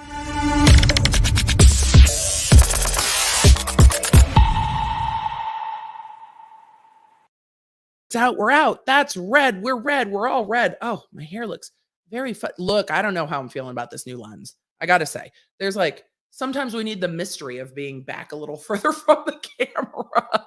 There is no mystery here at all. You guys know all the things now. All right, let us get to the next motion, the government's response. And it's just, we're just going to take a breath and get into what the government has to say. Let's see what the government says. All right. The parties have filed their motions in Lemonade regarding the admissibility of evidence of the defendant's child molestation conduct. On November 15th, the government advised that it may introduce this evidence through the testimony of two individuals to whom the defendant admitted his conduct, Bobby Holt and James Robert Duggar. I love getting the deep dive background from the government in their filing. Thank you, government. It makes it easier for the rest of us. The court held a hearing on November 29th to determine whether their testimony would prove the conduct by a preponderance of the evidence, which is the lower legal standard that they needed to prove to be able to bring this in. 45 minutes before the hearing, the defendant, interesting. Now we know how this came up. Sorry, we've been talking a lot today, and we need to fix the lips. But I'm going to keep reading while I do that. So, I love that I can just make the document big on screen. Ooh, maybe we'll just do videos like this when I don't feel like being on screen. I'm teasing. I don't mind sharing my face, even when we are tired. The court held a hearing on November 29th to determine whether their testimony would prove the conduct by a preponderance of the evidence. 45 minutes before the hearing, the defendant raised via email for the first time an issue involving a potential issue of clergy privilege invoking Bobby Holt's potential testimony. So the government is saying, without saying, that they were sandbagged on this topic and they didn't know about it until right before the hearing. And that's probably why the additional briefing was allowed, because the government's like, look, we didn't know. And because we didn't know, we're going to put forth the testimony. And then after we put forth the testimony, then the court can decide, which is why there's additional briefing of no more than 5 pages. When the government sought to elicit testimony from Ms. Holt regarding the defendant's admissions at the hearing, he objected based on the clergy penitent privilege and cited multiple cases in support of this new claim. Without having been provided any authority beforehand, the court preliminarily overruled the objection and permitted Holt to testify. I agree with the court's ruling on that, saying you can't just bring this out of nowhere, but because it's just a hearing to the court, it's not a situation where the shit can't be put, the shit's already out of the horse. In front of a jury, you would never do this. But in front of the court's like, look, I'm allowed to hear the testimony. And if I sustain the objections down the road, then I will disregard the testimony I heard. And lawyers can do that and judges can do that, where they're like, okay, I'm separating my brain. I don't know that information anymore. The court preliminarily overruled the objection. Ms. Holt then explained that on March 30, 2003, the Holts joined the defendant and his parents at his parents'. Oh, there's going to be more information. Okay. In his parents' Why? Why are all these conversations happening in the bedroom? Why can't you send the other kids into other rooms of the house and shut the door and have a conversation? Why are all these conversations about really inappropriate illegal touching of minors happening in people's bedrooms? It's just, what is happening? Okay. Okay. I hate this case. All right, let's keep going. The Holts joined the defendant and his parents in his parents' bedroom, where the defendant told Holt that he had inappropriately touched the nether regions of Jane Doe 4 that day and had been touching the breast and nether regions of Jane Doe's 1 through 3, both over and under their clothes, for years. So again, this is directly contradicting what Jim Bob said. Jim Bob was like, I don't remember, I don't know, blah, blah, blah, blah, blah. It was over the clothes, downplay. Bobby Holt's like, let me tell you what happened. What happened was illegal child molestation. That's what happened. Let me just make that clear. Okay. I'm sorry, y'all. The world is a really, really fucked up place. And I'm sorry that we are getting into the depths of how fucked the world can be, or how fucked people can be. I guess this is a specific person issue.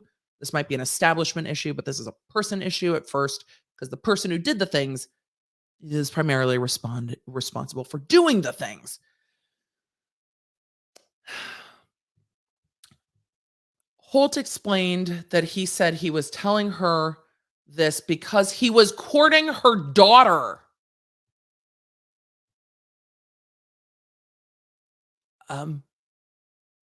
What? He was trying to date her daughter? Hi. I'd like to date your daughter. I also have inappropriately, criminally assaulted minors, some of who are alleged to be my own siblings. Let me tell you all about that. And then they invite him to stay in their home. Was he still courting their daughter? Wait, are these his in-laws? These aren't his in-laws, right? Somebody tell me, what the? I was not prepared for this. Okay. He was courting her daughter, and that their relationship would have to end as a result of his conduct. Accurate. Holt also described this discussion as a conversation between close family friends regarding the defendant's relationship with her daughter. Not spiritual counseling. Close family friends, because he's trying to date their daughter. You guys are in the chat are like, not his in-laws, but his in-laws did know before he married Anna. Susan, I don't have the mental bandwidth for that level of what the fuck, but we'll get there. Okay. While she recalled saying prayers during the conversation, well, they are religious people, I can imagine, praying over the circumstance. I can see that. They say a normal occurrence. I can see that. Ms. Holt emphasized that the conversation was not related to anyone's role in the church, and that the Holts and the Duggars attended. Bobby, we've got some questions, but way to be honest in the eyes of God and the court. Just you swear that you are going to tell the whole truth. Keep telling the whole truth, Bobby, because we're just going to go there. Holt further testified that in early 2005, the defendant stayed with her and her husband in Little Rock because, as she explained, they loved him and wanted to see if he could repair his relationship with their daughter. Okay, let's just pause and rewind everything I just said.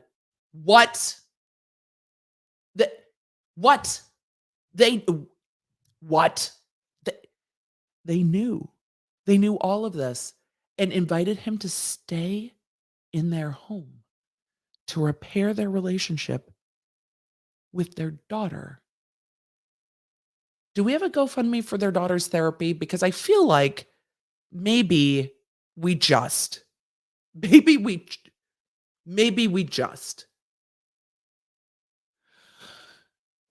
What the fuck? Okay. The prosecutors had an interesting day yesterday, but they just let's hear about everything that he's done, the crimes that are alleged here, and let's have him stay under our roof and try to mend his relationship with our daughter. No. Let's no. Let's let's not allow predators into our home. And the reason I say predators is because this testimony said it went on for years. Fucking hell. One evening after her husband fell asleep, because everyone has conversations in the bedroom, Miss Holt testified that defendant told her that he digitally penetrated Jane Doe 4's nether regions while she sat on his lap and he read her Bible stories. Well, at least the prosecution's just going to call the shit what it is. This rape occurred on March 30th, 2003, and is what prompted the Duggars to contact the Holts that day. The defendant raised the same objections to this testimony, and the court instructed the parties to submit briefing on the clergy penitent privilege. Footnote 1. The defendant's father also testified at the hearing while he provided garbled... Let's just take a minute to appreciate the prosecution throwing Jim Bob under the bus. Let's just do that.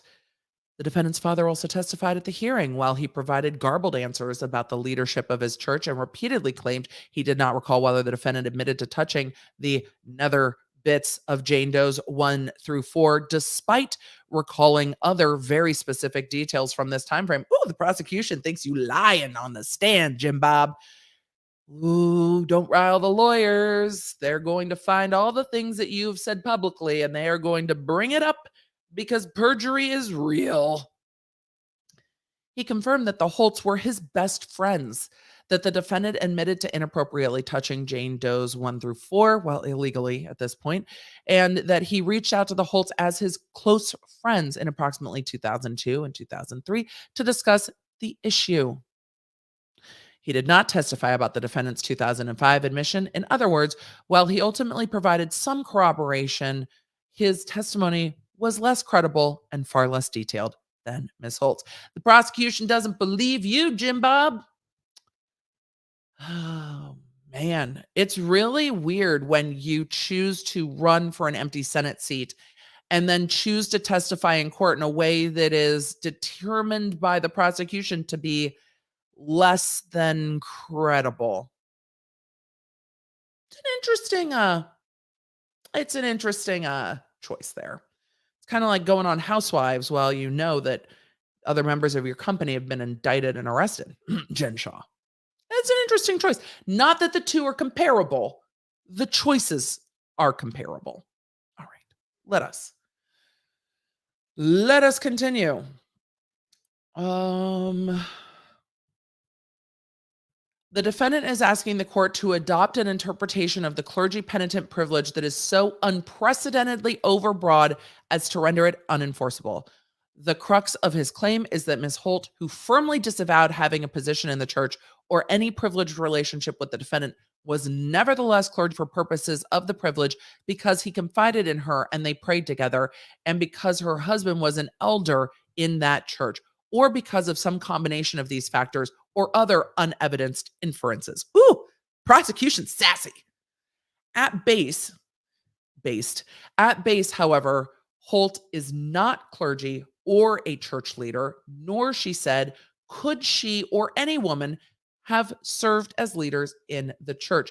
Interesting that that's nowhere in the defense's moving papers, because y'all in the chat were like, and this, and the prosecution is like, and this, and this. Here's the thing.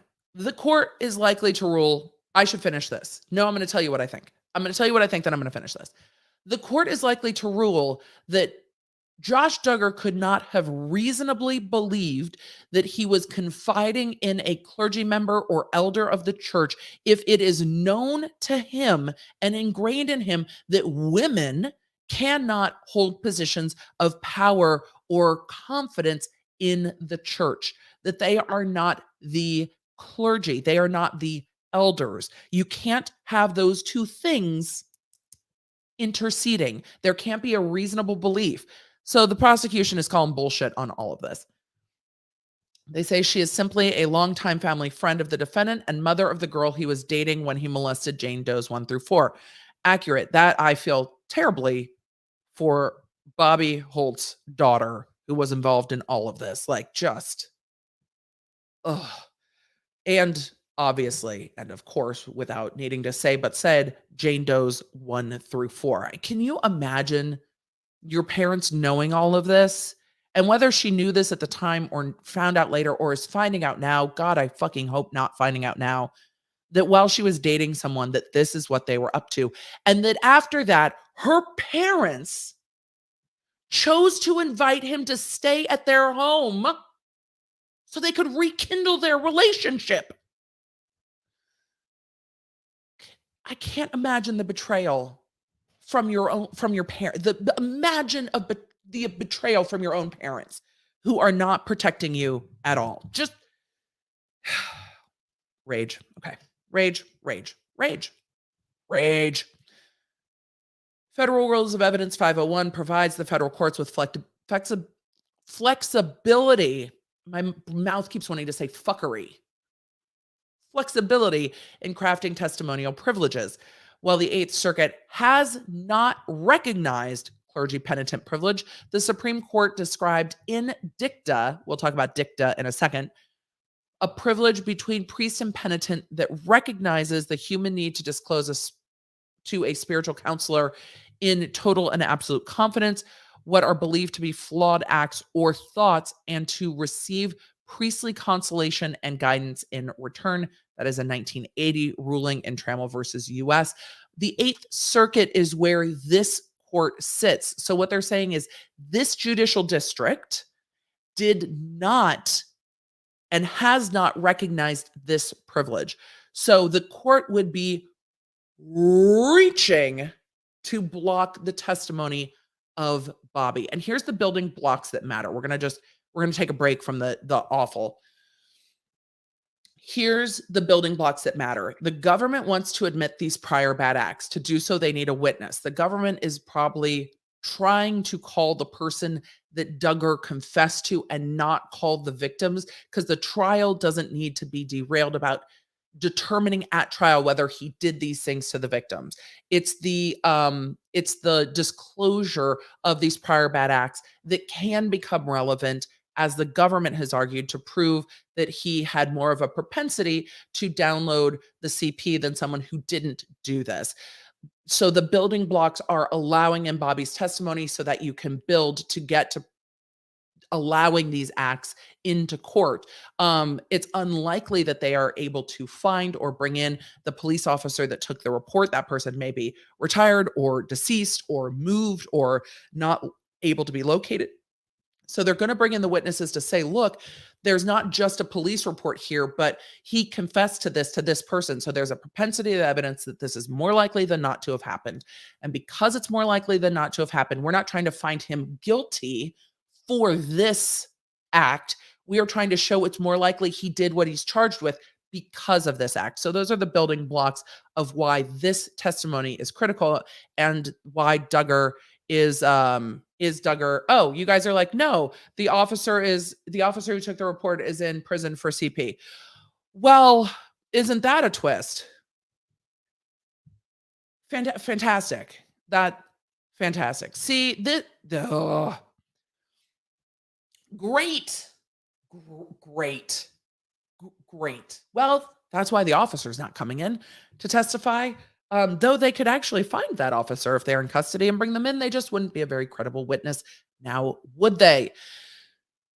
So, with that said, I will be obviously we need more of a deep dive into this case because holy fucking shit. I've just been covering the court documents. There's clearly a lot of information I don't know. Chat, as always, law nerds, you are the fucking greatest. And what a wealth of information. So, those are the building blocks to try to bring this in. God, the fuckery. I need black lights in here.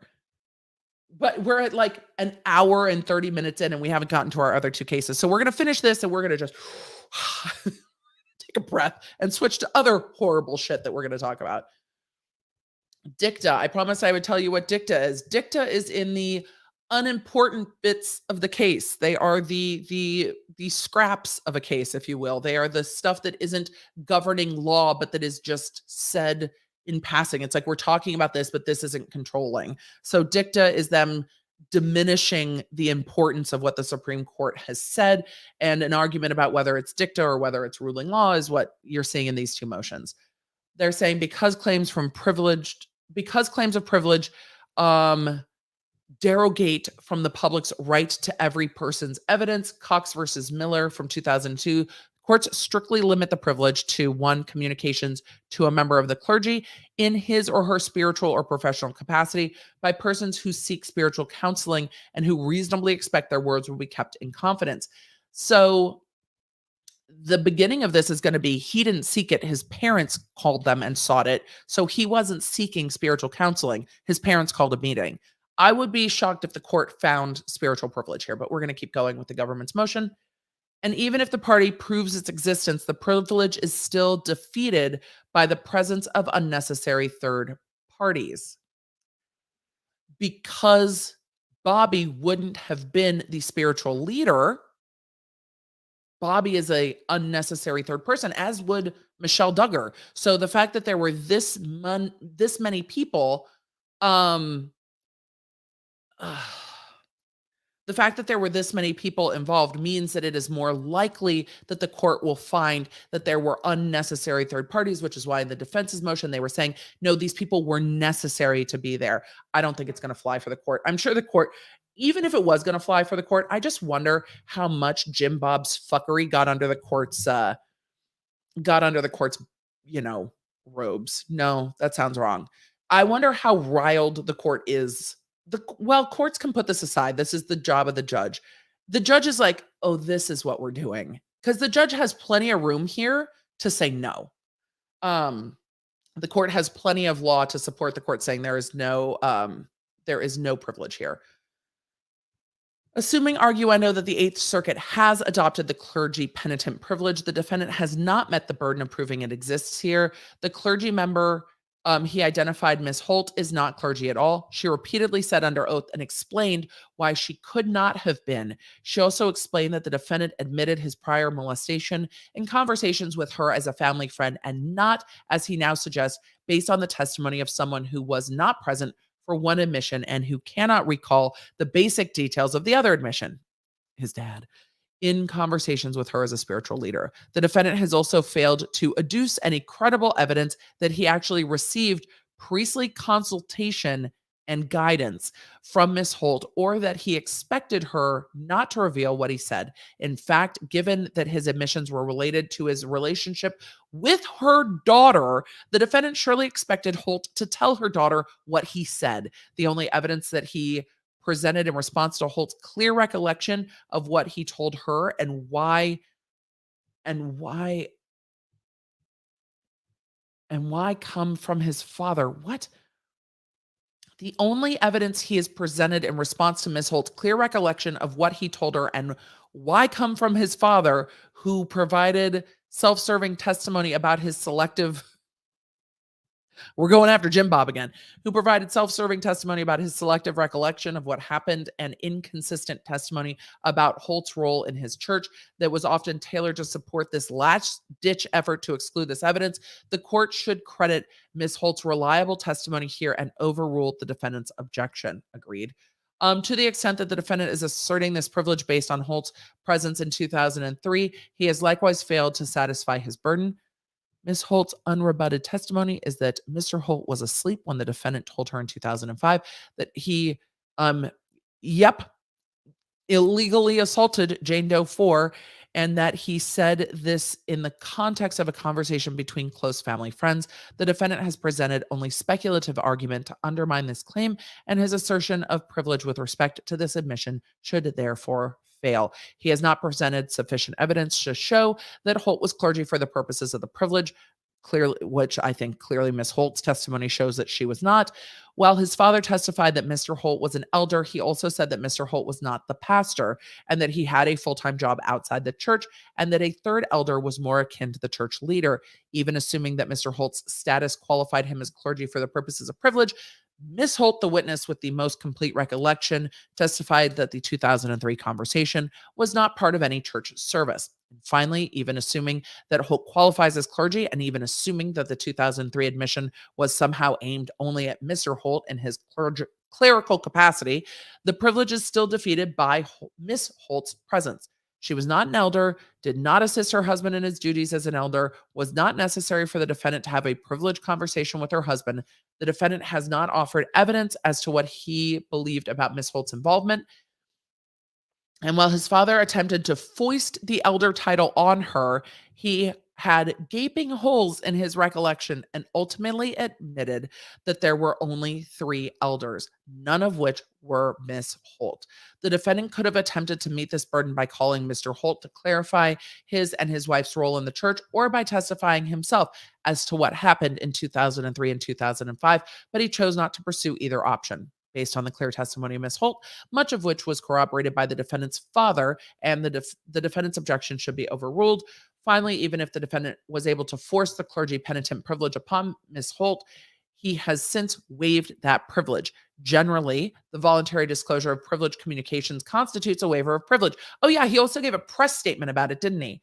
And here, the defendant and his father have publicly acknowledged the details of their conversation with the Holts in press releases. Oh, that too. Other court cases, and in the case of the defendant's father, a televised interview, there it is, in which he discussed seeking the help of his friends, the Holts, to address the defendant's inappropriate touching of minors. In case the rest of it wasn't enough, he also waived the privilege. Any claim from the defendant now that he thought his admission to Holt was privileged has been viated, words are hard, by his and his family's face-saving press tour. The government's so annoyed. For these reasons, the defendant's objections to Holt's testimony on the clergy penitent privilege should be denied. I agree. I'd be surprised if the court doesn't. Truthfully, I'll be surprised if the court doesn't. I'm going to check again and see if the court... Oh, I didn't have it up. I'm sorry. I was just reading it. Sorry. The statute of limitations has passed on the assaults. Apologies.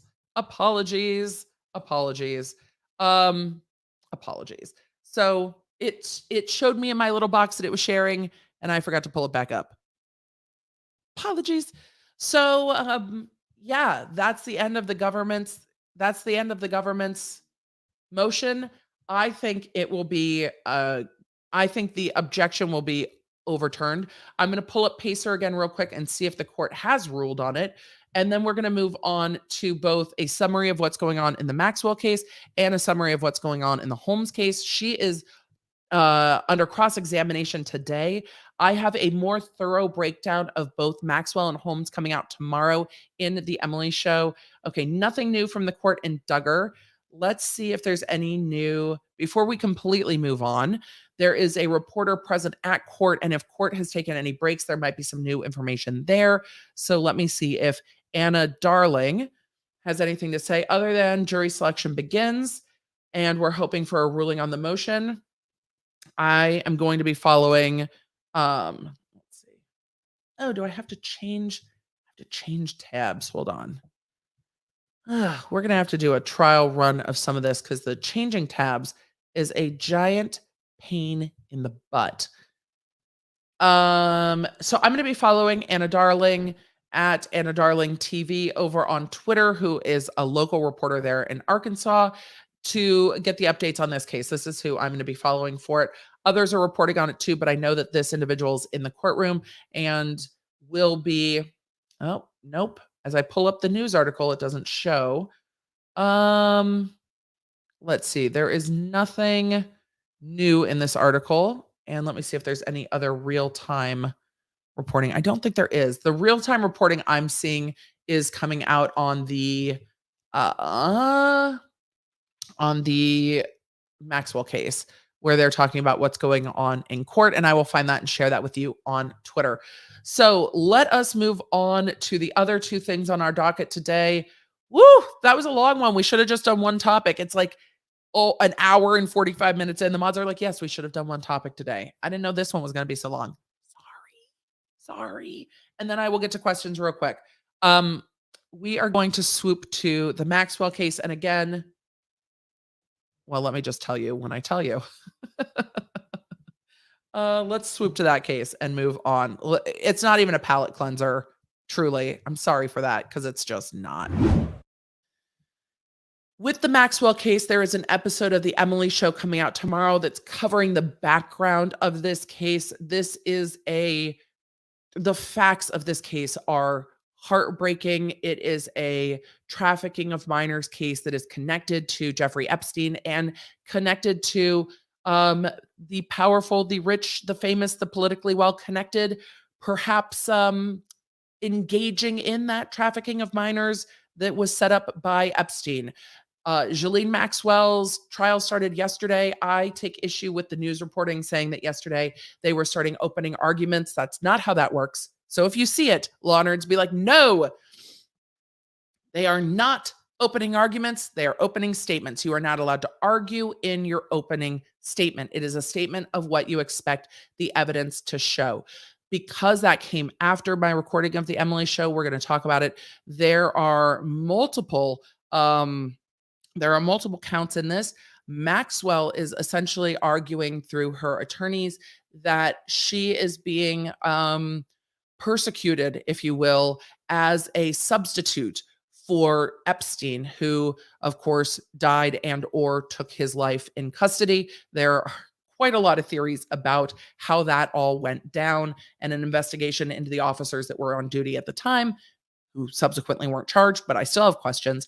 So with that, her defense is she is being essentially scapegoated because of her connection to Epstein as his longtime girlfriend, and as the prosecution is saying, his right hand, the person who was helping him perpetrate this scheme of abuse, the person who was grooming minors so that they could be trafficked. And that's really where we are. So the prosecutors are saying this is the best friend and right hand. The defense is saying that this is the scapegoat who is being prosecuted in the place of Epstein because he cannot be prosecuted because he has passed. So that is really what this case is about. So let us go through some of the reporting on this real quick. I don't know. This is what I'm seeing with the Holmes case too, is it's like, this dude made me do it. And I don't know if the jury's going to look at these women, Holmes and Maxwell, and say, yes, you were manipulated by these men to participate and you didn't participate, and that was what it is. But I don't know if the jury's going to buy it.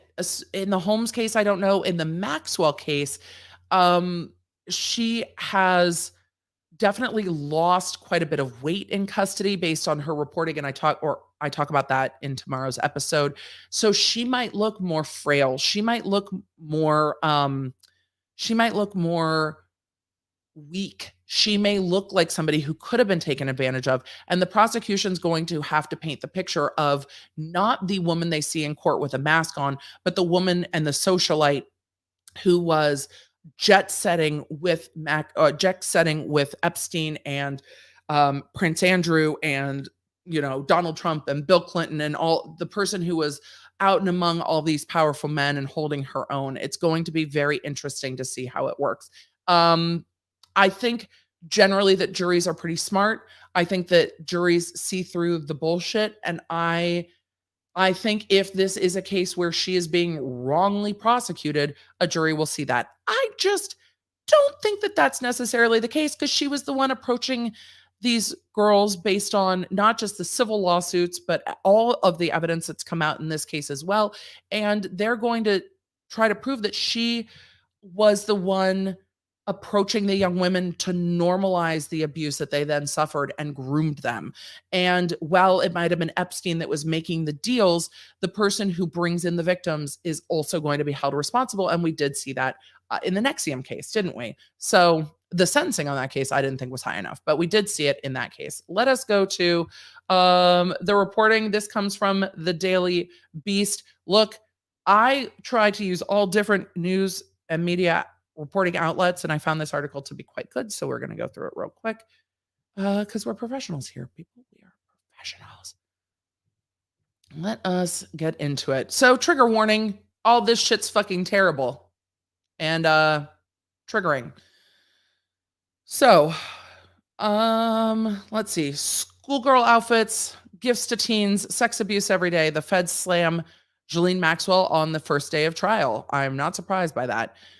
They were young girls who dreamed of becoming professional musicians or models or actresses, but they often came from poor families and their parents needed money. This is something that we see across different types of cases where people are groomed. This is not unique to this case. This case sadly reads like so many other cases where minors are groomed by a power dynamic, by the wealthy, by the rich and powerful that override all of the red flags. And having a woman participate in it with young girls overrides a lot of red flags. And we see parents get really taken in. So they say that the young women were the perfect targets for a pair of high society, quote, predators who dazzled them with fabulous wealth and promised them the world, and who then allegedly groomed, molested, and raped them. Such was the story presented by federal prosecutors on the first day of Ghislaine Maxwell's trial in connection to multimillionaire Jeffrey Epstein's sex trafficking ring. The 59-year-old British heiress is accused of procuring underage girls for Epstein to molest in what prosecutors called a pyramid scheme of abuse. 4 victims will testify that Maxwell participated in Epstein's sex ring. I don't know how the defense is going to do with that. So in opening statements, the government is saying the evidence will show, the witnesses will show, you will hear testimony that. And to bring in young women who were groomed and abused as teens as part of this scheme is going to be very, very hard for the defense to cross-examine them. And there is a very fine line between cross-examining them thoroughly and doing your job as a defense attorney and attacking the victims in court. And that is something the defense is going to have to be very mindful of, especially depending on the makeup of the jury. If you get an older jury, they can feel very protective of younger victims and witnesses. And if the defense attacks them too hard, it can lose you a jury instantly. So the defense is going to have to be very, very careful. And I, again, do not know why, if the government has the women who were minors at the time coming forward to testify, the defense knows this. I know that, look, the presumption of innocence is that Maxwell did not do these things. She is innocent till proven guilty. It's very interesting that knowing what this evidence is going to show, that she is choosing to sit there and face a jury. It's a choice. Yeah, it's a choice. Let's continue on with what opening statements showed. Let's see. Including one, and this is one victim who says the couple involved her in group sexualized massages when she was only 14 years old, which is horrifying. Maxwell's denied these charges, which is why she's on trial. The jury will hear from Epstein's pilots, household staff, members of law enforcement, and former employees of the multimillionaire. Evidence in the trial will include a schoolgirl outfit, flight logs, and FedEx records showing Epstein's gifts to a girl who was only 15 years old. Maxwell's lawyers hit back, claiming she was being scapegoated for Epstein's crimes. Ever since Eve was accused of tempting Adam with the apple, women are blamed for the bad behavior of men.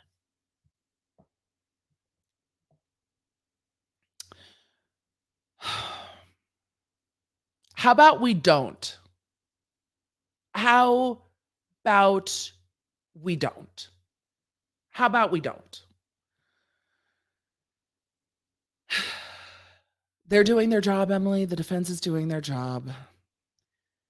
The charges against Maxwell are for the things Jeffrey Epstein did, but she is not Jeffrey Epstein. She is not like Jeffrey Epstein. She is not like any of the other powerful men, moguls, media giants who abuse women. In the 90s, Maxwell was known as Epstein's socialite girlfriend who connected the up-and-comer to rich and powerful pals, including Prince Andrew, who has been accused of participating in the sordid sex ring. The royal claims he's innocent. Later victims say Maxwell allegedly served as the financier's madam, recruiting schoolgirls to give him erotic massages and grooming them for abuse. Prosecutor called Maxwell Epstein's best friend and right hand in court on Monday. She preyed on vulnerable young girls, manipulated them, and served them up to be abused. This is what this trial is all about. I like that they, by the way, I like that they have a prominent female AUSA. I think it plays very well, and it is just it is a solid strategy when you are dealing with a jury and you are prosecuting a female to have a female prosecutor. It looks less like they are beating up on someone, especially if the defense's entire tact is going to be, see, this is a woman being blamed for the misdeeds of men. Having a female prosecutor, I think, helps humanize the government's case to a jury when the defendant is female.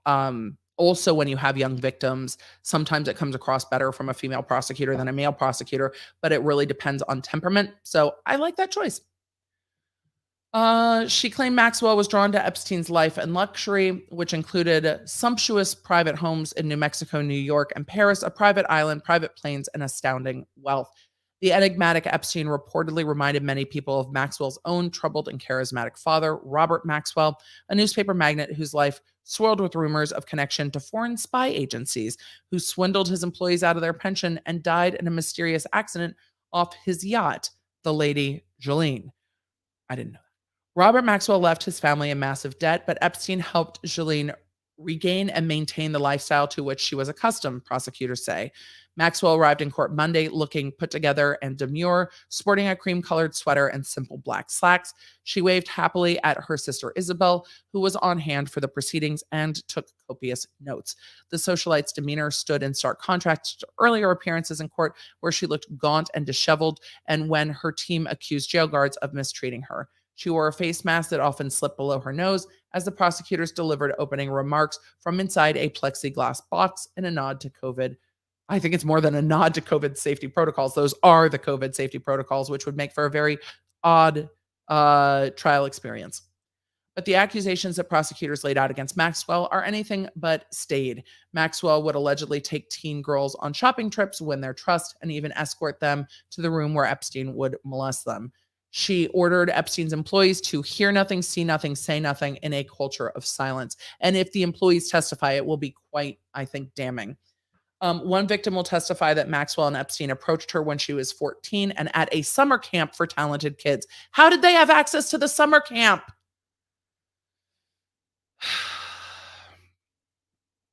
It was the beginning of a nightmare in which they allegedly abused her for 4 years.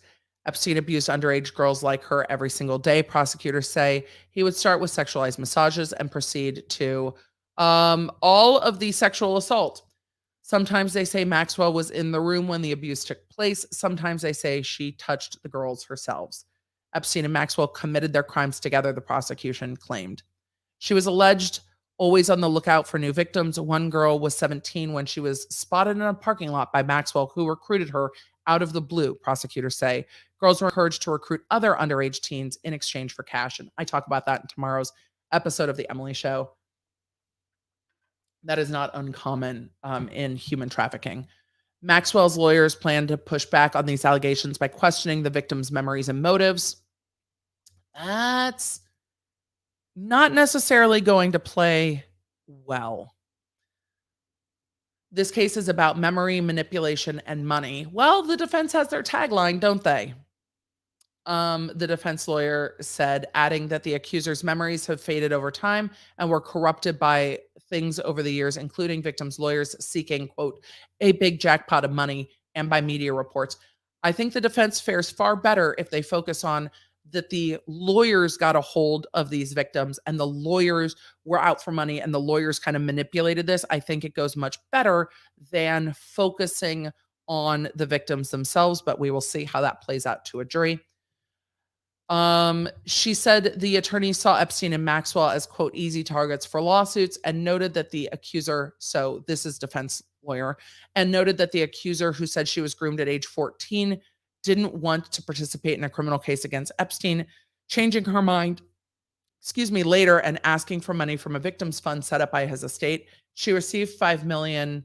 Examine critically what she is going to say on the stand. Maxwell's lawyer also argued that sex acts Epstein engaged in occurred when some of the alleged victims were of the age of consent. And getting into the details with that, also that another victim received $1.5 million from the victims fund. The defense has also claimed that another alleged victim in Britain was of the age of consent there, and the judge in the case has agreed to limit the woman's testimony as a result. Defense counsel called into question the motives of the women and another alleged victim, Kate and Caroline, in court. She claimed Kate was a jet-setting British actress who dated an Oxford classmate of Maxwell's who was twice her age. She communicated with Epstein for a decade after the alleged abuse, including sending him photos of herself while he was in jail. Defense counsel said Katie got $3.25 million from the victims fund. The victims fund information was just released to the attorneys just recently. So in the last week or so, this is information that came out. Caroline, she said, filed 2 lawsuits against Epstein and one of his assistants, which never named Maxwell as a defendant, which will be an interesting point for the defense to say, look, if you filed 2 lawsuits, why didn't you also sue her? We'll see how that testimony goes. After he died, her lawyer contacted the government and she finally implicated Maxwell. Caroline received $3.5 million of the fund. And again, these will be names that they are given in court, so they're not called victim 1, 2, 3, 4. Until now, even though they got money from the fund, their words remain unchallenged, which means they've not gone to court, or been cross-examined. The victims fund was a fund set up by Epstein so that the victims could settle their cases and not sue Maxwell or Epstein in civil court privately. We are going to move on to what is going on in the Elizabeth Holmes case, which is also really dark shit. Yeah, that's what's happening in the Holmes case. Let's swoop to that real quick, and then we're just gonna get to questions. Because the Elizabeth Holmes case. There is more about Elizabeth Holmes' testimony in tomorrow's episode of The Emily Show, so be sure to stay tuned for that. And if you have not followed me on social media, do that at the Emily D. Baker. Like and subscribe to the YouTube channel, do those things. But Holmes, after I recorded the podcast, Holmes had her final day of testimony yesterday. She starts cross-examination today. I will be following that very closely and sharing what I see, not just on social, but also in updates here.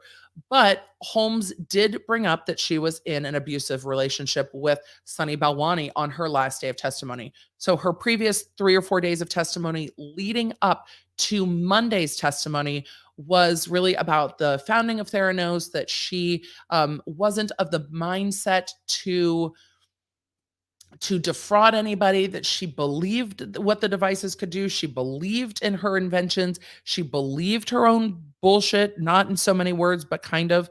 And therefore, state of mind, again, always the difficult thing to prove in this case, but state of mind will continue to come up for the prosecution, who is now cross-examining her. She also said that the relationship with Sunny was controlling, was sexually abusive, and that she really did what he told her to do. So her defense is leaning towards, I didn't defraud anyone. I believed what I was selling. I didn't have the state of mind to defraud anyone. And if you find that I defrauded somebody, I was really just following the instructions of this person that controlled me. That doesn't always play well to a jury if they find someone to be self-possessed. And when they look at all the other testimony of the government saying it was Elizabeth in meetings, it was Elizabeth that did this. But the defense is provided yesterday on her direct examination emails and text messages where he was criticizing her in meetings and they're going to allege kind of a puppet master. So if anybody's really responsible, it's not Elizabeth Holmes, it's Sonny, and trying to bring in that reasonable doubt for the jury. Apparently, Elizabeth Holmes, or reportedly, I should say, Elizabeth Holmes was emotional on the stand when talking about the abusive relationship with Sonny. He was 20 years her senior, and that will come up heavily. They met when she was 18 years old, working in a lab abroad, I believe in Shanghai. And that will absolutely come up, and did come up as she was retelling this relationship, even though their intimate relationship didn't start till later, and then he started working for her company. But there are all of the, the CEOs and the investors that said Elizabeth was self-possessed. She was in charge. She was the one making decisions. Employees said the same thing. So whether what she's sharing from behind the scenes in their relationship is as it's being portrayed or not isn't really the point. The point is whether the jury will find that there is enough doubt there as to her state of mind. And all of this will go to state of mind evidence, which in a fraud case is very, very critical and can be difficult to prove because, well, now the defendant's testifying and saying that wasn't my state of mind. So the jury has to disregard what the defendant says and lean into the evidence presented by all of the other witnesses, which not all jurors are wont to do. So we'll see how her cross-examination goes, and I will keep you in the loop as to that. I know that's a briefer update than I intended, but it really is what it is. The cross-examination will be very, very interesting to see. And apparently the lines for seeing Elizabeth Holmes's testimony have now gone like round the block. People are lined up at 4 a.m. to see her testimony, and cross-examination, I think, will be methodical. I think will be deliberate, and I think will be long. So I think we will have days and days of cross-examination because the defense definitely left things out, like showed an email, but not all of the email, showed text messages, but not all of the context, which they can choose to do. But when the prosecution comes in, it's not a strategy I like, because when the prosecution comes in and paints the more full picture, the jury's left wondering, why did she leave that out though? Why did they not bring this up though? And they, a lot of the time, will assume that it wasn't brought up because it's damaging to their case. And so defense attorneys don't normally do direct examination of their witness. This is something that's more rare in criminal trials. I'm not surprised, given Elizabeth Holmes's notorious kind of saleswoman persona and personality, that she is going to try to sell her defense to a jury, and how they believe it is going to be the most critical thing in this case. But leaving things out, like showing most of an email, but not all of the email, most of a text conversation, but not all of it, could really hurt them, even if she does a very good job of convincing the jury that her state of mind was not to defraud, but her state of mind was that she believed all of these magical things could happen. And I think that could hurt the defense, because it can make it look like they're hiding things. And we'll see how much the prosecution capitalizes on that. At 2 hours and 12 minutes in, I have questions, you have questions. We talked about Duggar way longer than I thought we would. I perceived time badly. That's just the truth of the matter. So let's get to questions real quick. And I will keep you updated on Holmes later on this week. I will probably, I need to look at my schedule. I don't know if we're going to make it to Friday. I might stream earlier. Mods, I will let you know. Do not worry. We will have a chat before I say anything further about that. But let's get to questions. I have questions. Questions. That was a very quick update on the Holmes case. I'm sorry it was so brief. There is quite a lot of reporting. There's a lot of reporters in the room with her. I am sure that I have missed some stuff. So let us answer some questions. Susan Tilsdale with a great question. Did she testify in her fake baritone voice or her real voice? The reporters in the courtroom have testified that she has been using a lower voice, but that she sounded relaxed. We will see how that comes how that maintains, I guess, during cross-examination. Because it's one thing to be very relaxed when your defense attorneys are talking to you and you've had prepared direct examination. I'm sure she has sat in a mock courtroom somewhere and had these conversations with her defense attorneys. It's a very different thing than sitting in, in a courtroom across from prosecutors that are examining you. So that will be we'll see how that lasts. I appreciate that the reporters have commented on it. What was really interesting, hold on, I'm totally going to cough. Adorable. What was really interesting was that the evidence and the testimony that came up with Elizabeth talking about the abusive relationship with Sunny Balwani was that he criticized her for being too feminine, too giggly, that she needed to be more masculine. And those are the words used, needed to be more masculine to be taken more seriously. And it almost paints this picture of her leaning in to a persona because she was almost forced to by Sunny Balwani. But I think if that's the choice they were making, if I'm the defense attorney and we're leaning into she was almost groomed as CEO by this abusive older man, and she just did what he said and was, the powerful face of this company because she was a young woman innovating and he was the one kind of pulling the strings. I would encourage her to testify in a softer, more natural voice if the testimony is going to come out that she was told to be more masculine, she was told to be more powerful, and that this persona was contrived by Sunny Balwani. You would think her presentation on the stand would be to distance herself from that, saying, see, this isn't me. This was what I was forced to be. That's not who I am. That's the abuse that I suffered. And so because the jury is going to hear clips of her from depositions and clips of her from the media, if she presented herself I don't want to say softer because I think that gives the wrong impression, but if she presented herself with a more natural tone of speaking, I think it might have taken her further. And I wonder how the jury will perceive that, or if that's something they will perceive, or if I'm overthinking it. So, yeah. Mr. Unicorn, excited for the Maxwell podcast. I've not looked that deep into the case. There's a lot of tentacles in that case, and all of them are fucking dark, but I do my best to cover it. So I do my best to cover it. Question, where is the Duggar trial? Little Rock. I might attend a day or two. It is at the federal courthouse, Fayetteville. Hold on. Let me just look at which federal court this is. I think there's only the one, but let me look at the filing and I will tell you. Though it's probably on Google. Yeah, it's probably on Google. It's probably on Google. Yes, they are in the Western District of Arkansas in the Fayetteville division. So the Fayetteville District Court. There is a very stern, no tech in the courtroom ruling. I am not surprised by that, given the sensitive nature of the topics at hand and given the public interest in the trial, and perhaps given the fact that the court was made aware that people might or might not have taken screenshots of previous hearings that were made available to the public. One will never know.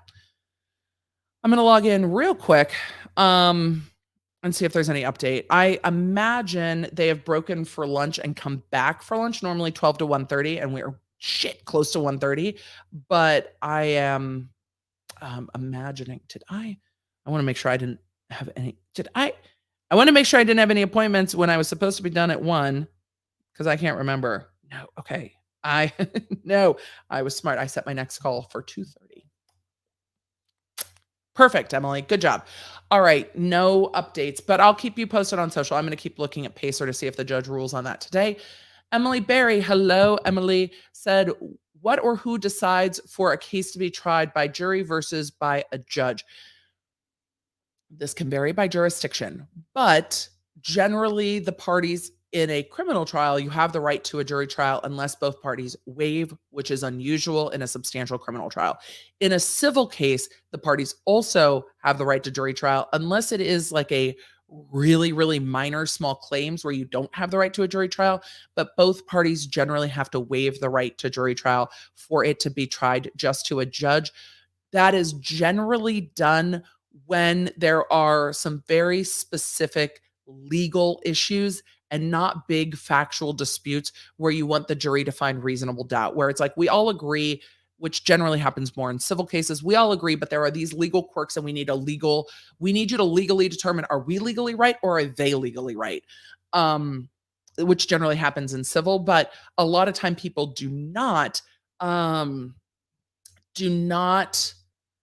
choose court trial in cases where there are emotions at play, because particularly for defendants, leaning into the emotions of the jury is where they find that reasonable doubt, and that's not improper, that's just human nature.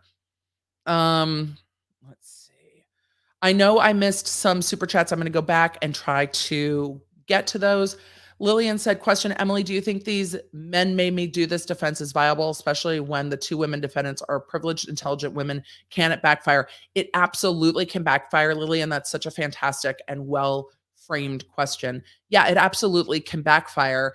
And the prosecution, again, this is where having a prosecutor that is a woman matters. And this is why diversity in law is one of the reasons it's so important, is to help end route some of those arguments. Like, look, you've got all these men, just coming down on this, like in Ghislaine Maxwell, all these men just beating down on this woman, and she was not an active participant in this, and oh, poor her.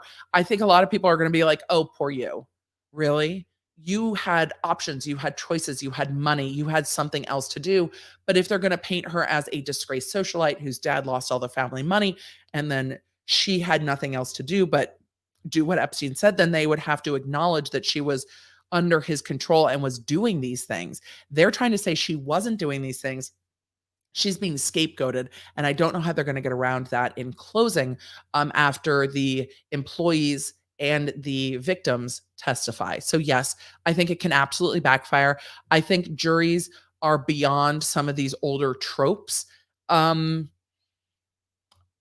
For the most part, I mean, they might hope that their jury skews a little older, but if their jury skews a little younger, most people are going to be like, no, I'm going to judge you on your own. And if I really do think that you were manipulated or abused, we'll see, but I don't know how that's going to go. I was going to I know what I was going to pull up. I wanted to make sure I didn't miss any super chats, but I also wanted to see this question. So I pulled it up too, so we can do both. So as I do the things on the back end, so I have the super chats. Let's see. There we go. Now I can see them. All right. Katie J said, question, did she testify about the fraudulent inclusion of the Pfizer logo on the document presented to investors? Yes, I talk about that a little in tomorrow's episode, but I'll just tell you now. Did she play dumb, say someone else did it, or claim someone told her to? No. She said that she did it. And she said in hindsight, she wouldn't have done it that way. And she said that she was trying to, I'm trying to remember exactly what I read from those reporting on the testimony in court. She said something to the effect of, we had worked in collaboration with these companies, so I thought it was fine. It's not that I was trying to mislead them that this was a Pfizer report. It's that I wanted to show that these things were in connection, right? I don't know what the jury will think of that. The prosecution's going to hammer it in cross because she admitted that she did it. Katie J, thank you. That's a great question. Holly Mack, thank you for the super chat. Thank you. Ordered some Gerard Cosmetics. I'll watch the replay. Thank you, Emily and Mods. You're welcome. You know how I feel about my GC. I love it. Dakota said, Jill Duggar is reported to be a witness now. Jill is rumored to have told their parents when Jane Doe 4 was harmed, the child went to her buddy, which was Jill. Jill was in the Megyn Kelly interview. I will look at the Megyn Kelly interview. Jill may well be a witness. We don't have access to that on the court site unless a subpoena that is unsealed is issued, but that might well be the case. It might well be that Jill Duggar was like, I know things. I will tell you what, there's no clergy privilege here. Thank you, Lisa, for the super sticker. Aboso 99 says, thank you for this coverage. Love from Belgium. Thank you, Belgium. Love back to you. Ocean View, thank you for the super sticker. Scout L, girl, we Duggar veterans tried to tell you. I know you did. I was just following the court documents. We're seeing the fuckery play out in court in full time. JB and JB Jr. are crumbs. So smug. The GD audacity. I might could lose my shit. Thanks for covering. The fact that you said I might could lose my shit. I might could lose my shit too. I think I might have done that a little bit. Collins on the rocks, super chat for monetization's sake. Yeah, that's probably not going to happen on this one. So I appreciate it. Taz with the super chat said this was a hard day for me. So this is a good distance for me to keep up the good work. I'm sorry today is so fucking depressing. Ugh. I don't know if there's any court cases that are less depressing. Hope said, with the super chat, thank you. Support Emily. Hit the like button. Love your purple hair. You rock. Thank you. And yes, and yes, and yes. Steve Cass said, I can super chat. Maybe YouTube back down. I mean, I don't know what YouTube did. Chris Cash said, do purple heads have more fun? Yes, I'm living for the ombre hair. Thank you. My son does not love the silver streak or the white streak. I am living for it. I filmed something yesterday that I was not in control of the production of, and they were loving it too. I'm feeling it. And my hair is still holding a curl from yesterday. There's a lot of hairspray going on, but we love it. All right. Wouldn't an Alfred plea have been offered like a plea deal? I thought they weren't giving him plea deal options. By him, I'm assuming that the question is to Josh Duggar. He had plea deal options. That ship has sailed. The date has passed, but he was offered plea deal options, and we saw that in the court documents. Mr. Unicorn said, to be fair, a persona can be hard to shake if it's been forced on you for many, many years. That is absolutely fair. She's facing quite a lot of prison time. I wonder if the conversation came up, I guess, with her defense team is all. But yes, it is totally fair. Thank you, awesome mods. Question, if the prosecution prevails in regard to allowing Bobby, could Josh's sisters be called to testify? They could be. They might not need to be. If Bobby is allowed, while Bobby's testifying, there are stair steps here. Bobby is testifying to prove by like a propensity of the evidence, by a lower standard than probable cause or reasonable doubt, prove that it's more likely that the things in the police report are true, so that evidence can come in. It is testimony supporting the motions to allow these juvenile acts to potentially come into court when and if they become relevant. They may still not become relevant. So there are a lot of what ifs to get there. If Bobby's testimony is taken by the court, meaning he says there is no clergy privilege, I'm going to take the testimony I heard under advisement. I am going to use that testimony in determining if these things are more likely to have happened. Because if they more likely are to happen, then we can have a conversation about when and if these things can come in at trial. So there are stair steps here to getting to that evidence. Hopefully that makes sense. So hopefully that makes sense.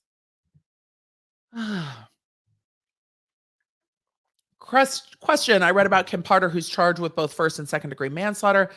And I wonder how you can be charged with both if there's only one victim. Alice Rue is talking about the Kim Potter case. Kim Potter is the police officer that yelled taser and then fired her gun and shot and killed the person they were trying to detain. You can charge multiple counts in the alternative. This happens quite often. We just recently saw this in the verdict in the Ahmaud Arbery case.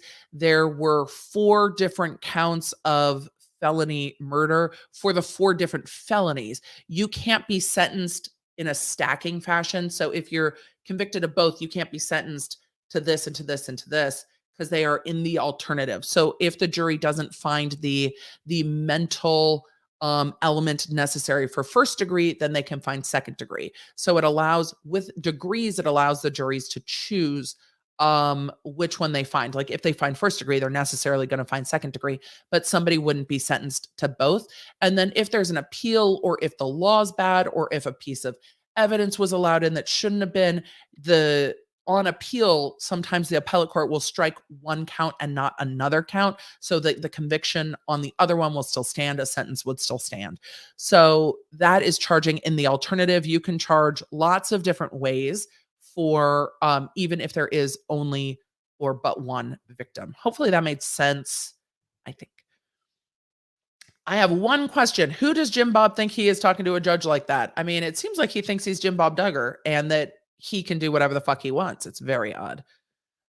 Question. Can we take a look at the turf war the DEFA and EEOC are having over the Blizzard case? Yes, I've been meaning to get back to the Blizzard case. These trials have just come. There's just a lot happening. Question, if I decide to drive down to Fayetteville next week and watch the Duggar trial, do you want to go with me? Susan, I might be tempted. I think I could drive down to Arkansas. Arkansas is not that far from Tennessee, but I'm going to wait and see what happens this week, but I will let you know. Our hearing, our hearing is considered recording devices. Allison, I'm sorry. I'm not sure what you're asking.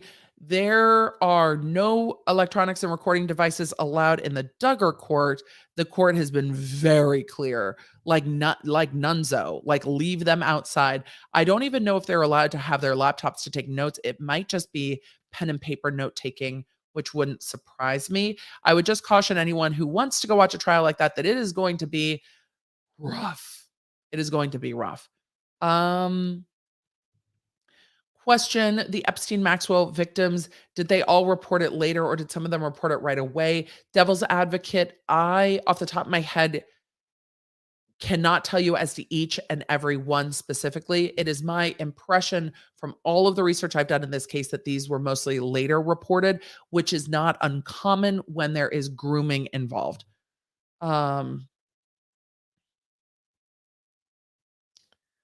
Let me see. I'm going to get to a few more questions and then we're going to hop on.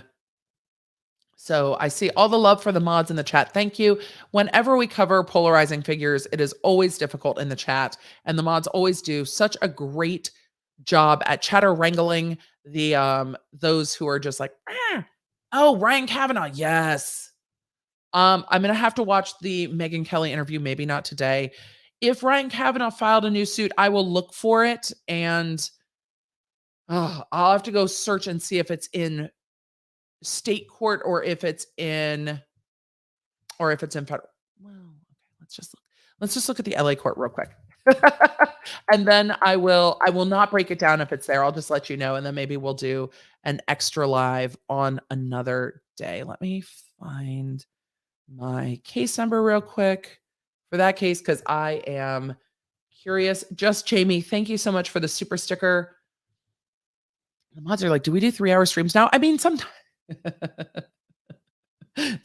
not all the times, just sometimes. But now I'm really curious if Kavanaugh is suing personally or if there was something else filed in the California case. That's where my curiosity is, which is why I'm pulling this up real quick. And just taking a look at the California case and seeing if anything extra was filed there. Otherwise, I will go search it. And if you guys want to tag me on social in it, tag me. Let's see. Documents filed. 1129 brief. Oh, these are the extra briefs. Let's see. 1129 brief regarding the propensity of the court granting Triller leave to submit untimely evidence. You know what? Those were due yesterday. You know who didn't file one? Triller. Triller didn't file one. Were they due? I believe they were due on the 29th. What did I say last week? Now, sorry, we're going to deep dive real quick. We're not. We're going to mini dive real quick because now I'm super curious if Triller didn't even bother to fucking answer. Because what? Let me just, I had it listed last week on that case because I knew that the court had granted, when we read through the entire ruling, the court had asked for additional briefing and given a date. So I'm just going to pull up and go to the end of that ruling real quick together and see what the court said. Okay, hold on. Because I think the court said the 29th. Oh, my computer's being weird. Okay, hold on. Ugh. I just want to go to the end of this document. I keep hitting end. Just go to the end. Okay, thank you. Let's see. I know you guys can't see. I'm going to share in just a second. I don't want you to all be worried about my excessive scrolling to get to the part where the court talks about this. All right, let us share this real quick and see what the court said. Because if the court said the 29th, there's nothing filed by Triller, only by Ethan. Okay, did that share? Good. Let's make this a little bigger. This is much better. Even though sharing this way is a little bit of a pain to get used to, we're going to keep sharing this way because I feel like you guys can see it better. And those of you watching on the replay, let me know in the comments if you can see it better this way. And again, thank you, Alexandria, for taking us down this road because I had completely forgotten. Okay. The court said,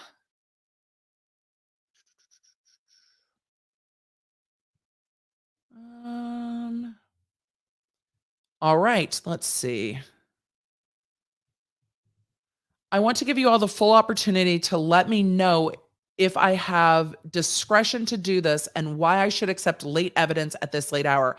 I'm going to determine once I receive it on the 29th. That was yesterday. The court docket, let me switch to the other tab. The court docket only says that a brief was filed by Ethan Klien. It doesn't say anything was filed by Triller. So if nothing was filed by Triller, the court's going to deny it. And here's my speculation. If Triller files nothing, the court's not going to let them file additional evidence. Triller was on the back foot in this entire anti-SLAPP motion. The court was leaning towards granting this for the clients and kind of gave Triller a lifeline, like gave them a life preserver to say, hey, let me know if I can grant additional evidence. And it seems like Triller has just taken that and crapped on it and didn't file their briefing because their briefing was due yesterday. Okay, Collins, thank you for the very generous super sticker. I am just seeing that now. So I think Triller's going to lose this anti-SLAPP motion, and then Triller's going to have to pay legal fees to Ethan Klien. I think this is it. I think this has done it. So this is all the documents filed. This was the court's notice of ruling that we went over last week. There's a new document filed by the Kliens, but they're filed by TED Entertainment. There's nothing filed by Triller, and it was due yesterday. Do you file a new suit because you know you've now lost this one and try again? I mean, at some point, they're going to go after Triller, I would speculate, for kind of malicious litigation or vexatious litigation. Yikes. Tatum, thank you. Who are we talking about and why? We're talking about everyone. We're at the very end of today. Allison, sorry, spelling issues. It's okay. Can a defendant, blind person use recording devices if they want to attend a trial as a guest, citing accessibility equity laws? Oh, that is a very interesting question that has never come up for me in court. I think it would be a circumstance where the court would have to have the courtroom emptied, talk to the person about what their assisted devices are, what the capabilities are, if it can be recorded and taken out of the courtroom, if it is a contemporaneous, if there are other options. So I think that would go on a case-by-case basis, balancing accessibility to the public and balancing the rights of the defendants and the nature of the case. So I think it would be something that would be taken under advisement by the court on a particular case-by-case basis. So I get it. So thank you for clarifying. I appreciate it. Leslie said, my father was ordained, my mother was not. They gave counsel together, but if someone wanted privilege, they had to talk to my father alone. And I think that most people who are ordained would be aware of what the confines are of their privilege. and of that legal privilege in their state. So everybody's like, yes, I can see it better, even better on my smartphone. Look, after a year of pulling up documents on the computer, we learned to do it new ways. I like it. We're going to do it. I can't believe that Triller didn't file anything by the deadline. So thank you for bringing up Ryan Kavanaugh. If he said he's filing a new suit, tag me on social media. I will pull it up and find it. Odds on Triller filing again and just using the same documents. I mean, and if they do, they are going to risk vexatious litigation, because if they lose this, they are going to have to pay. And then if they try to file again, it's going to be like, look, this can be dismissed. If this is dismissed, here's the thing that maybe I didn't say that I needed to say. If this case is dismissed for an anti-SLAPP motion, it's dismissed with prejudice. They can't just go again. It's done. The case is done. So when it gets dismissed with prejudice, and then they have to pay the Kliens, and then maybe the Kliens are like, give me your play button and I'm going to write my name on it. Maybe. Did Triller bring up Mike again? No. Triller has never found Mike. I'm not surprised. I'm sure they tried to subpoena YouTube, and YouTube's like, negative. You need a court order. And the court's like, you can't file a case unless you know who the person is. So no court order. Gina, his case is flipped. Triller's completely flipped. I can't believe they didn't file it. I thought the deadline was yesterday. I can't believe they didn't, but I can though. Oh, Triller. Bless your heart. All right, law nerds, it has been 2 hours and 40 minutes. It is time for me to go have lunch. It is time for me to get working on next week's podcast and prepping later streams. We're going to absolutely have to talk about what happens next in this Triller case. The court didn't get it. Maybe the court will just dismiss it. I'm going to be like eagle-eyed out for a ruling. I hope one comes quickly and we can like laugh about Triller. Isn't it fun when we laugh about Triller? Wait, check out Ryan Kavanaugh's on Instagram. As I'm wrapping up, Ashley, A, you're a queen. B, hold on. B, how dare you? Okay, hold on. Let me pull up Instagram real quick. Now I'm curious. Should we have swooped? Maybe we should have. I don't follow Ryan Kavanaugh on Instagram because I think he looks like... You guys know how I feel about this Triller case, right? Like, even though I am entertained by Ethan, if I thought Triller had a good case, I'd be like, hey, what you can't do is copyright. Speaking of copyright, do we need to talk about the copyright implications with Mr. Beast's Squid Game? I feel like I might need to do like a shorter, like 5-10 minute video on that, because I've gotten questions about it and I think it might be fun to just talk about Squid Game. Maybe that's the palate cleanser at the end of the month or at the end of the week that we all need, is to just talk about that. Okay. Yeah, there is a filing here. But you know what they did? They used the same law firm, Novian and Novian. But they brought in some help from Claire Locke from Virginia, which is interesting. Kavanaugh versus Ethan Klien for defamation. Well, filed a lawsuit against H3 Productions and Ethan Klien and the H3 podcast. See article about the case and why it happened only at... Oh, he's promoting it because this doesn't have a filing stamp yet. This will be filed in LA. I wonder if it's filed yet. I'll look it up and yeah, and we'll talk about it. Goody. Good. I will probably put up a poll on social media if you guys want me to do a breakdown of this new case. I wonder if they were busy just filing the new one, knowing this one would get dismissed. This is going to be very interesting. All right, we're going to have to do another stream on it because we are 3 hours in. I appreciate you guys. Oh, Novian and Novian. Oh boy.